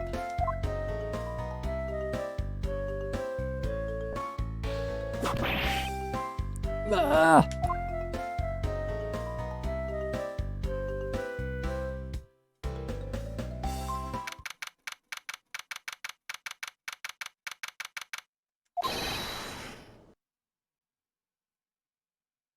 Now see here.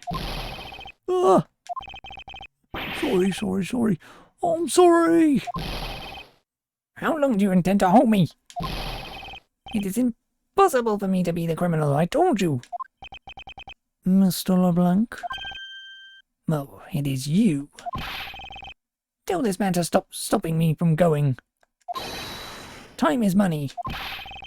I don't have even 1 second of wasted time. Wasteful time to spend.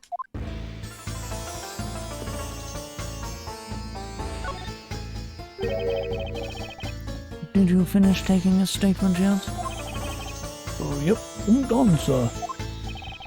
I do not concern. If you are not done examining the cargo hold, I want my cargo back. If you make a single scratch on my art, you will pay. Art? What sort of art? Oh, Mr. LeBlanc is an art dealer, so he's got a bunch of artwork down in the cargo hold, sir. There's practically a mountain of them, large and small.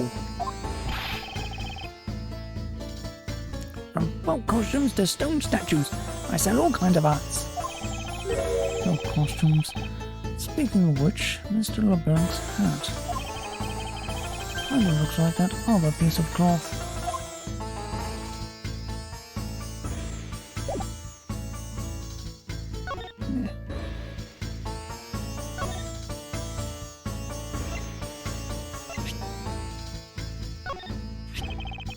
Mr. LeBlanc, can you please take a look at this for me?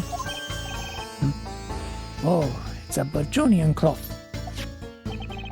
As I suspected, your hat is made of the same material, I suppose. Yes, of course. This fabric is so famous, orders come from over the seas from all. Then this is the cargo you were talking about earlier. No. My cargo this time is much money gigantic. You, detective, when can I have my cargo moved? Oh, you can get your cargo back when we're done investigating, pal. Stubbornness of you polices, it is no good. And it is no good that attendant refuses to exit the attendance room too. That attendant. I wonder if he's talking about Miss Tenreal.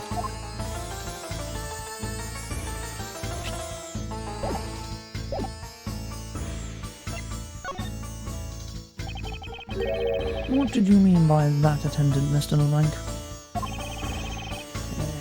She was taken into the attendance room for her interview. And then they still have not come out. They make no sign of coming out either. I was finished with my own interview much earlier, quicker than her. Why is Miss Tenreal's interview the only one that's taking up so much time?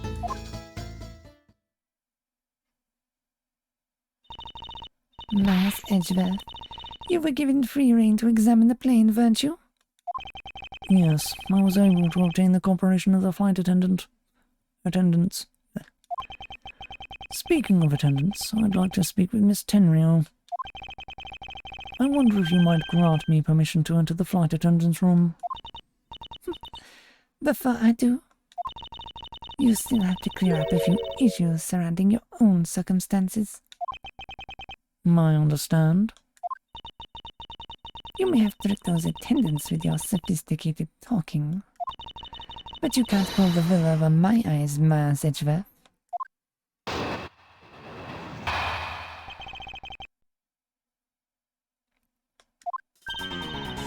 Let's not complicate things and go on with the most obvious conclusion.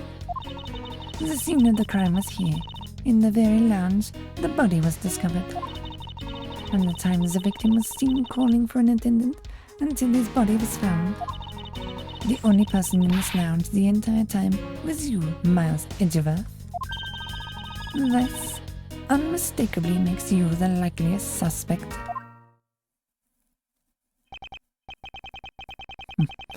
The likeliest suspect, Francesca. Do you have a problem with that? No, but it's not like you to use such vague wording. You're usually a bit more absolute. I'm simply trying to watch out for you. Or is my kindness too hard for you to comprehend?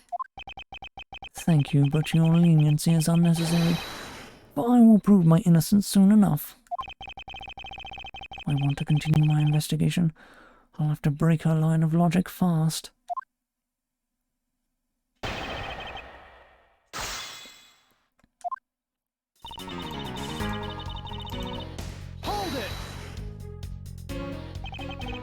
Don't you think you're being a bit rash by simply declaring me the culprit?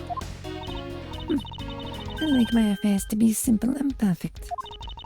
I'll show you the meaning of both when I finish this whole thing within 3 minutes. Hey, you say that like you're cooking a pack of instant noodles. Yow! I won't allow even 3 seconds of useless testimony to be uttered in my presence. I see she hasn't changed a bit. But I won't allow her to send me to prison so easily.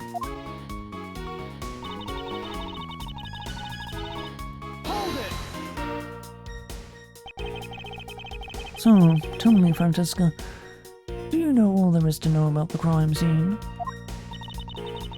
I know all that I need to know in order to arrest you. And nothing more? Are you saying there is more I need to know? Why did you whip me, sir? Very scruffy. My hand must have slipped.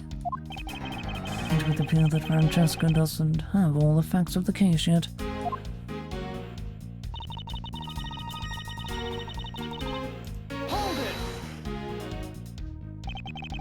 What do you mean by scene? Please stop pretending like you don't know. It's insulting. Obviously, I'm talking about how Mr. Hicks was seen calling for an attendant at 5 a.m. And then from the time after that call until the body was found.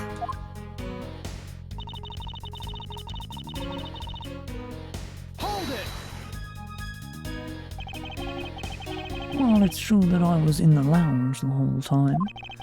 That fact alone does not make me a criminal. We'll see about that at the conclusion of this investigation. However, there is one thing that even you must admit at this time.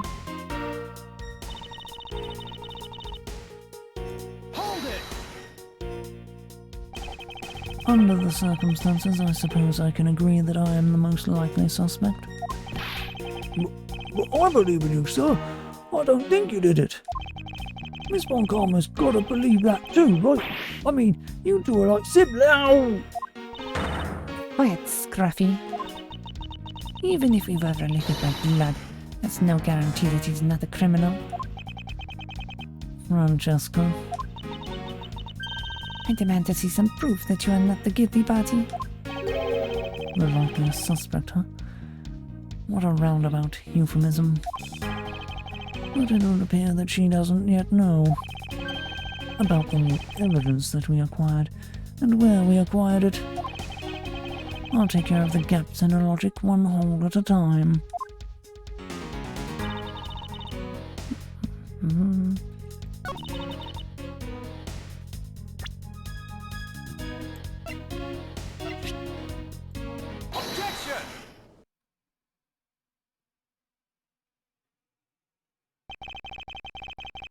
It would appear that you did not have all the information you needed after all. And what does that mean? I found a nice piece of evidence just before I was forced to stop investigating. A piece that proves that the body was moved from a different location. The killer used this suitcase to move the victim's body, meaning that the real scene of the crime is not this lounge at all. Objection! Now who's the one who's rashly jumping to the conclusions? Excuse me? All you did was find this piece of cloth inside the suitcase.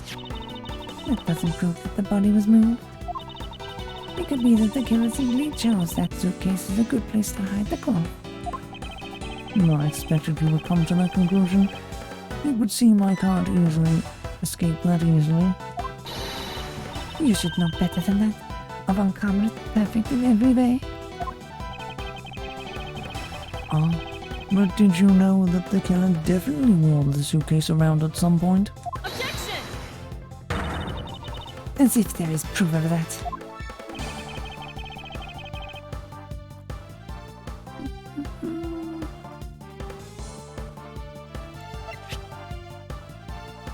Take that! The spilled grape juice in front of the elevator. Yes, and I'd like to draw your attention to this area here.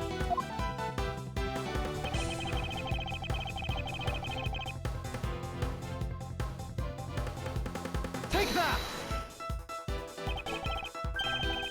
This mark here, wouldn't you say that it looks suspiciously like tracks from 2 wheels?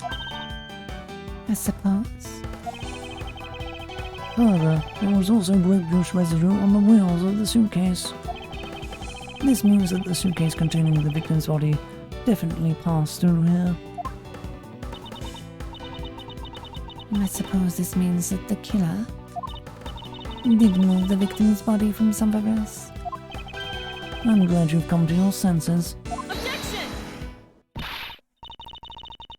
Not so fast.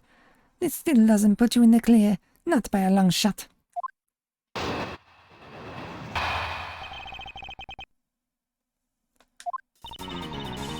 You prepared yourself and acquired the piggy bank before the plane hit that turbulence. And then you waited for the victim in the lounge, where you beat him to death. Then, while you were in the elevator with the victim's body stuffed into the suitcase, the plane hit that patch of turbulence and out flew the body from within the suitcase. With no way out, you hastily put the suitcase back where you had taken it from and pretended to be the discoverer of the body. Not a bad bit of logic for something you've thought of on the fly. Just what are you insinuating? That I will show you exactly how flawed your logic is. No matter how strong of a face you put on, not even you can hide your fears from me. I'll expose the force in your logic in one fell swoop.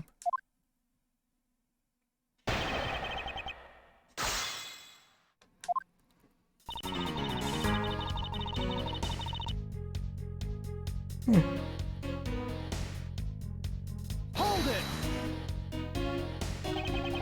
And how do you suppose I was able to take the piggy bank out of its display case? As I recall, the case was locked. That's easy.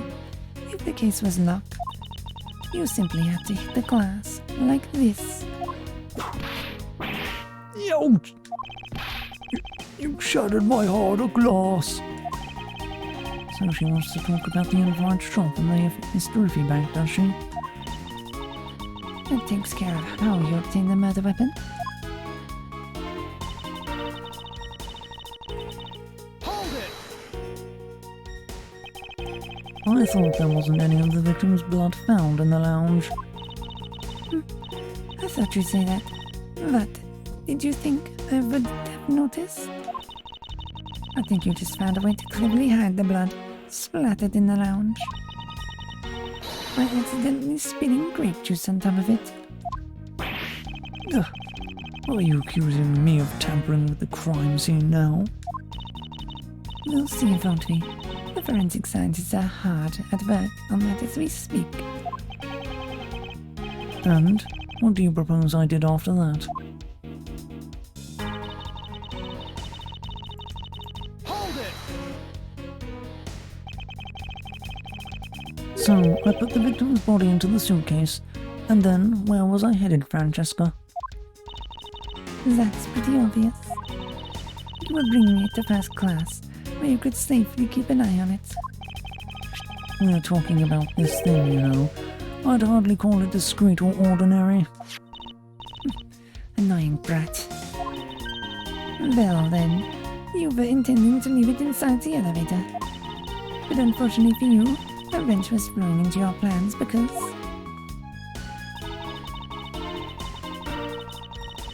Hold it! You've experienced turbulence on a flight before? Of course, many times. You get used to it after a while. The patch we hit was especially rough, and I passed out briefly, but only for a second. Oh, good thing it was only for a sec, sir. It'd have been bad if you had really blacked out. Blanked out? There. Yes, indeed. Unfortunately, blanking out is exactly what got me into this mess in the first place. That's enough of your idle chatter. I'm not through with you yet, Miles Edgeworth.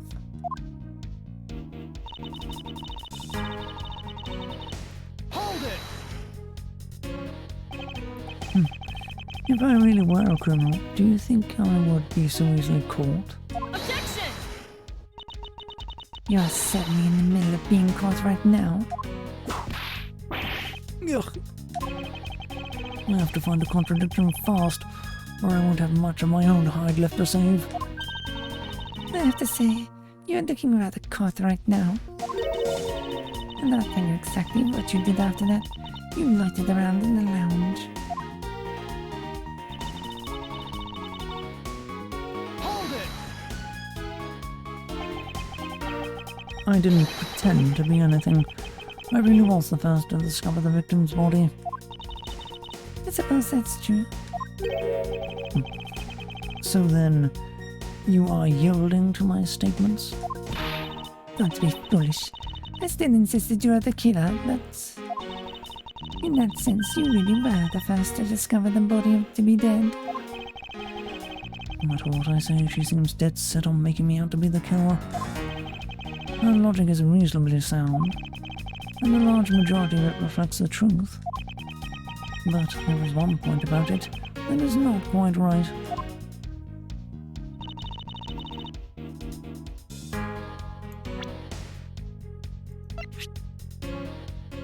Objection! The fact that you took this piece of evidence into account in your testimony is to be commended. Your legal prowess is certainly something to be feared. Evidence and logic. Essential tools that those who would stand in a courtroom must learn to master.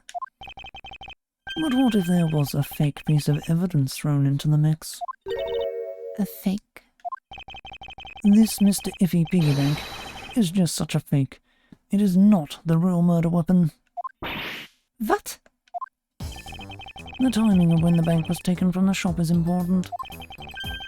And it was taken after the turbulence had occurred. Then, what about the blood on the bank? What do you make of that? I assume it was added after the murder, when the killer fabricated this weapon. Looking at it this way, the killer basically did 3 things after the turbulence. After exiting the elevator, the killer brought the suitcase to the shop and left it there. Then the killer proceeded to pick up the bank. Pick the bank up from off of the floor. And took it to fabricate a fake murder weapon by hitting the victim on the head.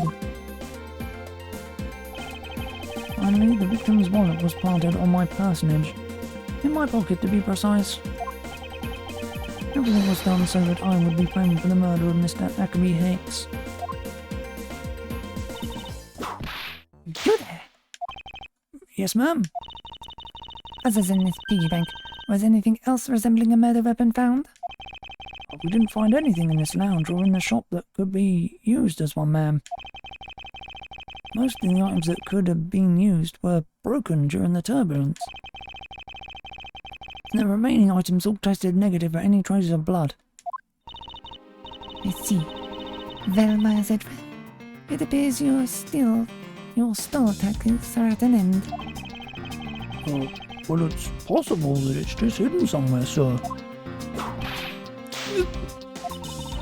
If the criminal had wanted to hide the weapon in a safer place, I think the weapon would have been hidden in the same place as the bloody cloth. Exactly what I was thinking. Because the cloth was hidden inside that suitcase, it signals to me that the killer had not prepared a more secure place to hide the evidence. Which means that the real murder weapon is either still on the murderer's personage, or is still at the real crime scene. Objection! There is one more possibility, And that would be? that the piggy bank is in fact the real murder weapon. Well, didn't we just... Let me finish. The killer took the bank out from the display case before the turbulence, by opening the lock on the display case door. And it was at that time that the glass pane in the door was broken. I'd say that's a perfectly reasonable line of reasoning, wouldn't you? Let's see. So that means that the killer had the key to the display case. Francesca, the person you're talking about. Not so fast. I'm not finished. The person I'm talking about also committed another sin. She tricked the captain and granted you permission to conduct your investigation. Yes, it is a sin of lying. Speaking of which, I recall that you also wish to speak with her. Yes. Very well. Permission granted. But only if I can sit in on your interrogation. Do we understand each other? I have no intention of interrogating her. But you are welcome to accompany me if you so wish. Miss Tenrio is in the flight attendant's room. Let's move.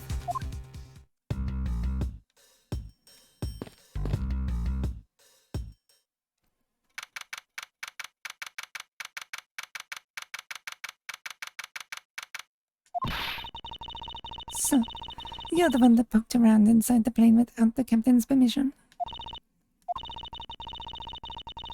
Deviating from the flight attendant's manual is a very unbecoming, you know. What were you hoping to accomplish by that? Miss Tenreal, Mr. Edgeworth, you're here too.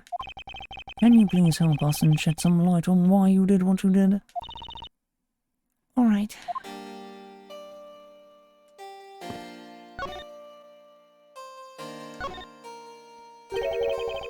Why did you lie about receiving the captain's permission like that? Because I didn't think I would be able to get his permission. What do you mean? The captain, he only has ears for Cammy. I spoke with the captain a little earlier myself. It definitely seems to be rather taken with Miss Millie. Yes, and on top of that, I'd mistakenly accused Mr. Edgeworth of being the killer. I wanted to make amends. In that case, please allow me to thank you for what you did. Thanks to you, I was able to clear myself of all charges. Really? You were able to prove your innocence? Oh, thank goodness. Miss Tenville, is it? There is one more thing I'd like to ask you. You were in the in-flight shop just before the turbulence, weren't you? Please answer honestly.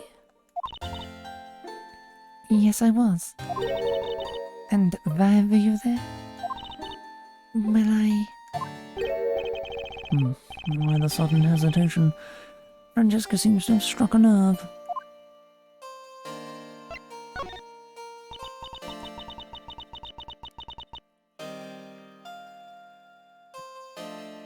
Oi, all I did was go check up on the shop like I always do.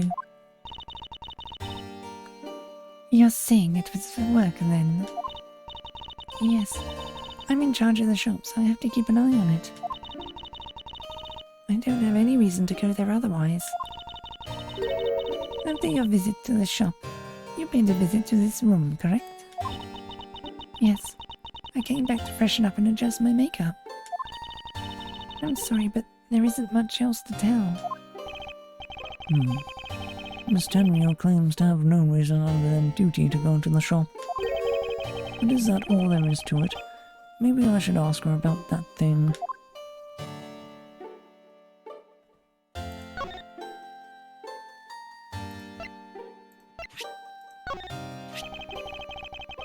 If you could, please take a look at this for me, Miss Tenrio.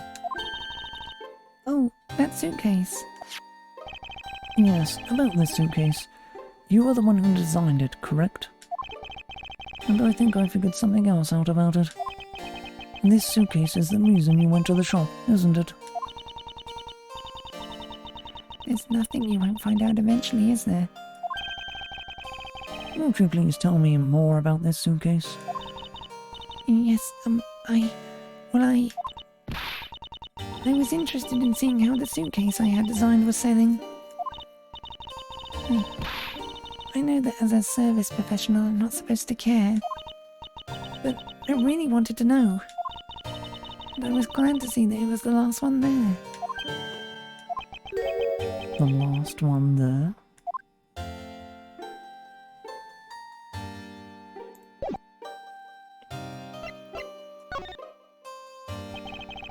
So, you're saying, Miss Tenrio, that the suitcase in question was the last one? Yes, they're just so popular, they're practically flying off the shelves.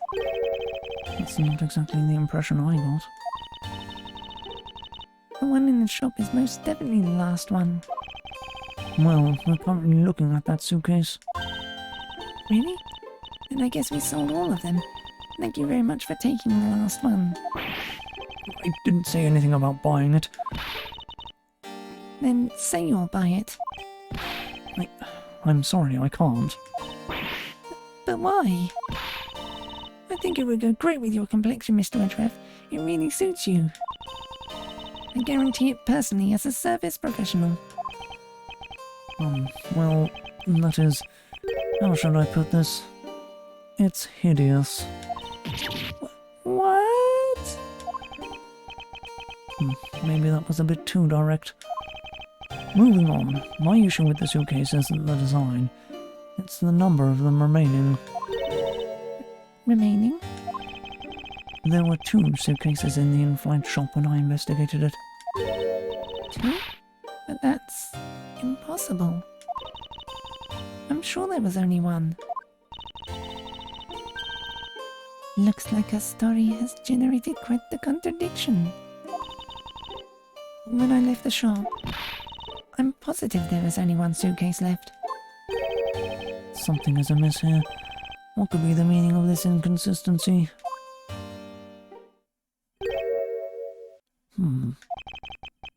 By the way, Miss Tenrio, what is one of those suitcases doing here? That's... I thought you said there was only 1 left.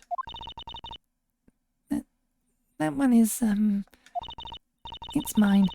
I've used it for a very long time now.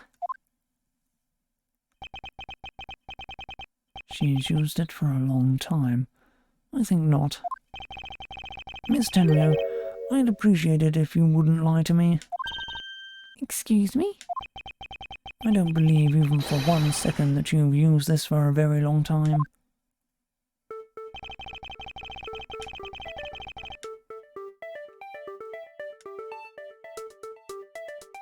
Take that! Tell me, Miss Tenrio, is it also your habit to keep the price tag pristine on your suitcase? That is the meaning of this. Why would you lie about a suitcase?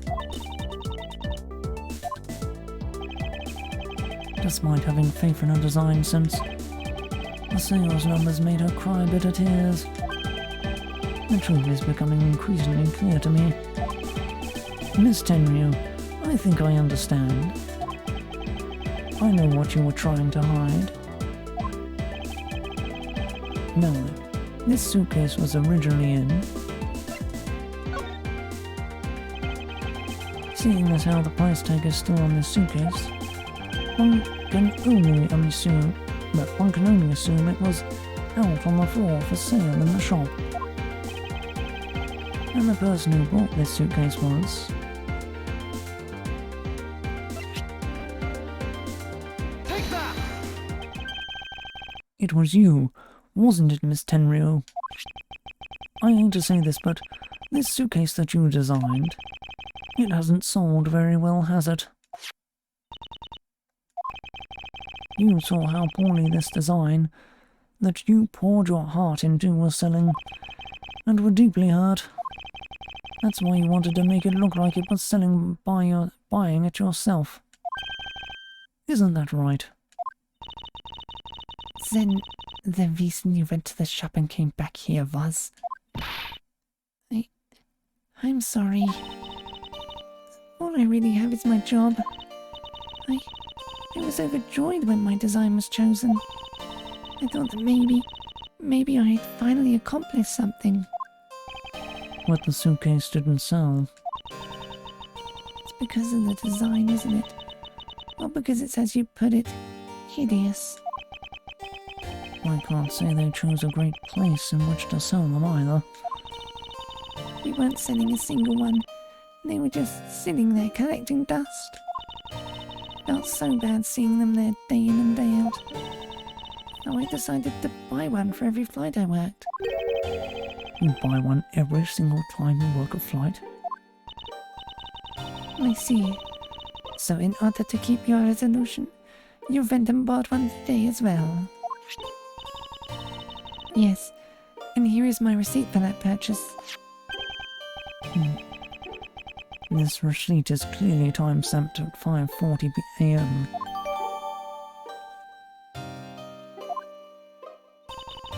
The truth is, there's still a bunch of them left unsold.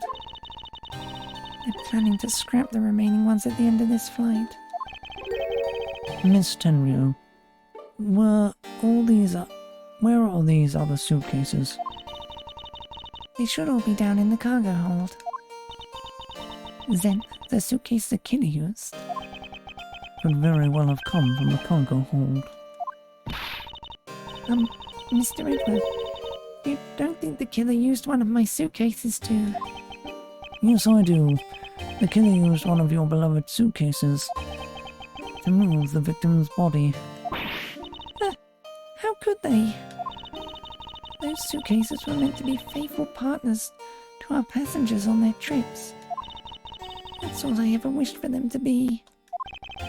Miss Tenryo, is there any other way to get to the cargo hold other than the elevator? The only other way is to just through that door there. And what about security? That door has no special lock installed because... just to enter this room, you need a special keycard that only crew members have access to. Which means that the culprit is someone who can enter this room, eliminating the passengers and leaving only crew members as potential suspects. I can't believe it.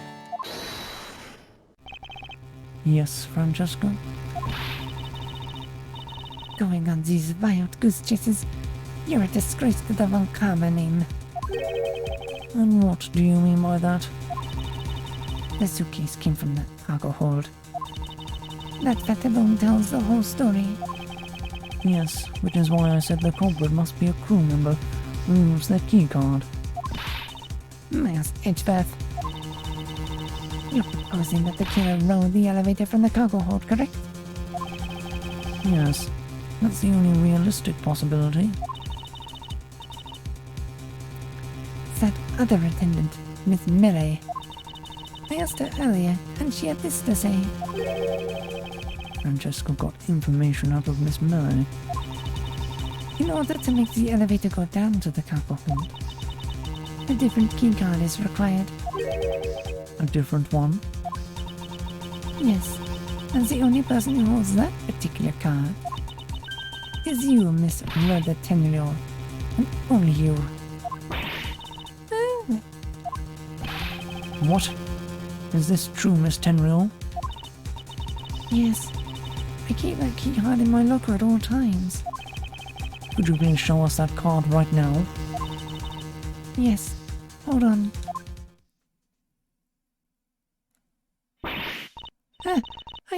I don't believe it. What's wrong?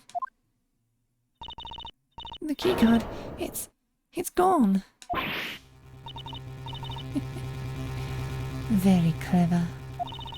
Pretending that your card was stolen when in fact you're just trying to hide it from us. You really thought this through. Wait, it's not like that. You can tell us all about what it's like down at the station. Officer, arrest this woman. Yes, ma'am. Mr. Edgeworth.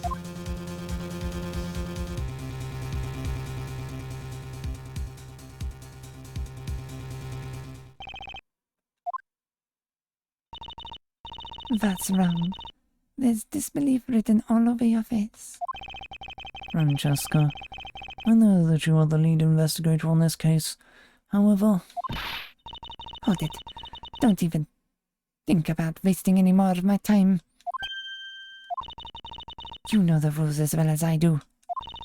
Evidence speaks louder than words. Even if this isn't a courtroom, that basic tenet still applies. I intend to investigate the cargo hold now. What will you do, Miles Edgeworth? I intend to do likewise.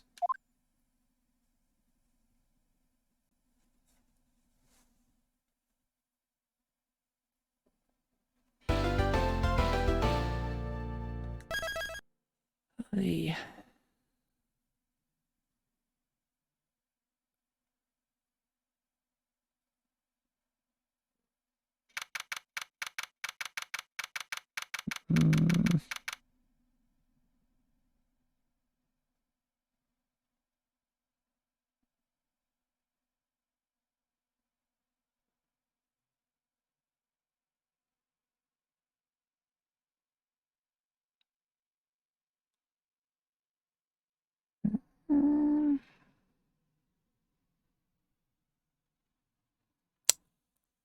Yeah. I'm gonna have to stop for now. My voice isn't really holding up all that well. Which is annoying. But I'm only about halfway through the case anyway, so it doesn't really matter. So, that will be all for now. And I'll be back tomorrow with more. Bye!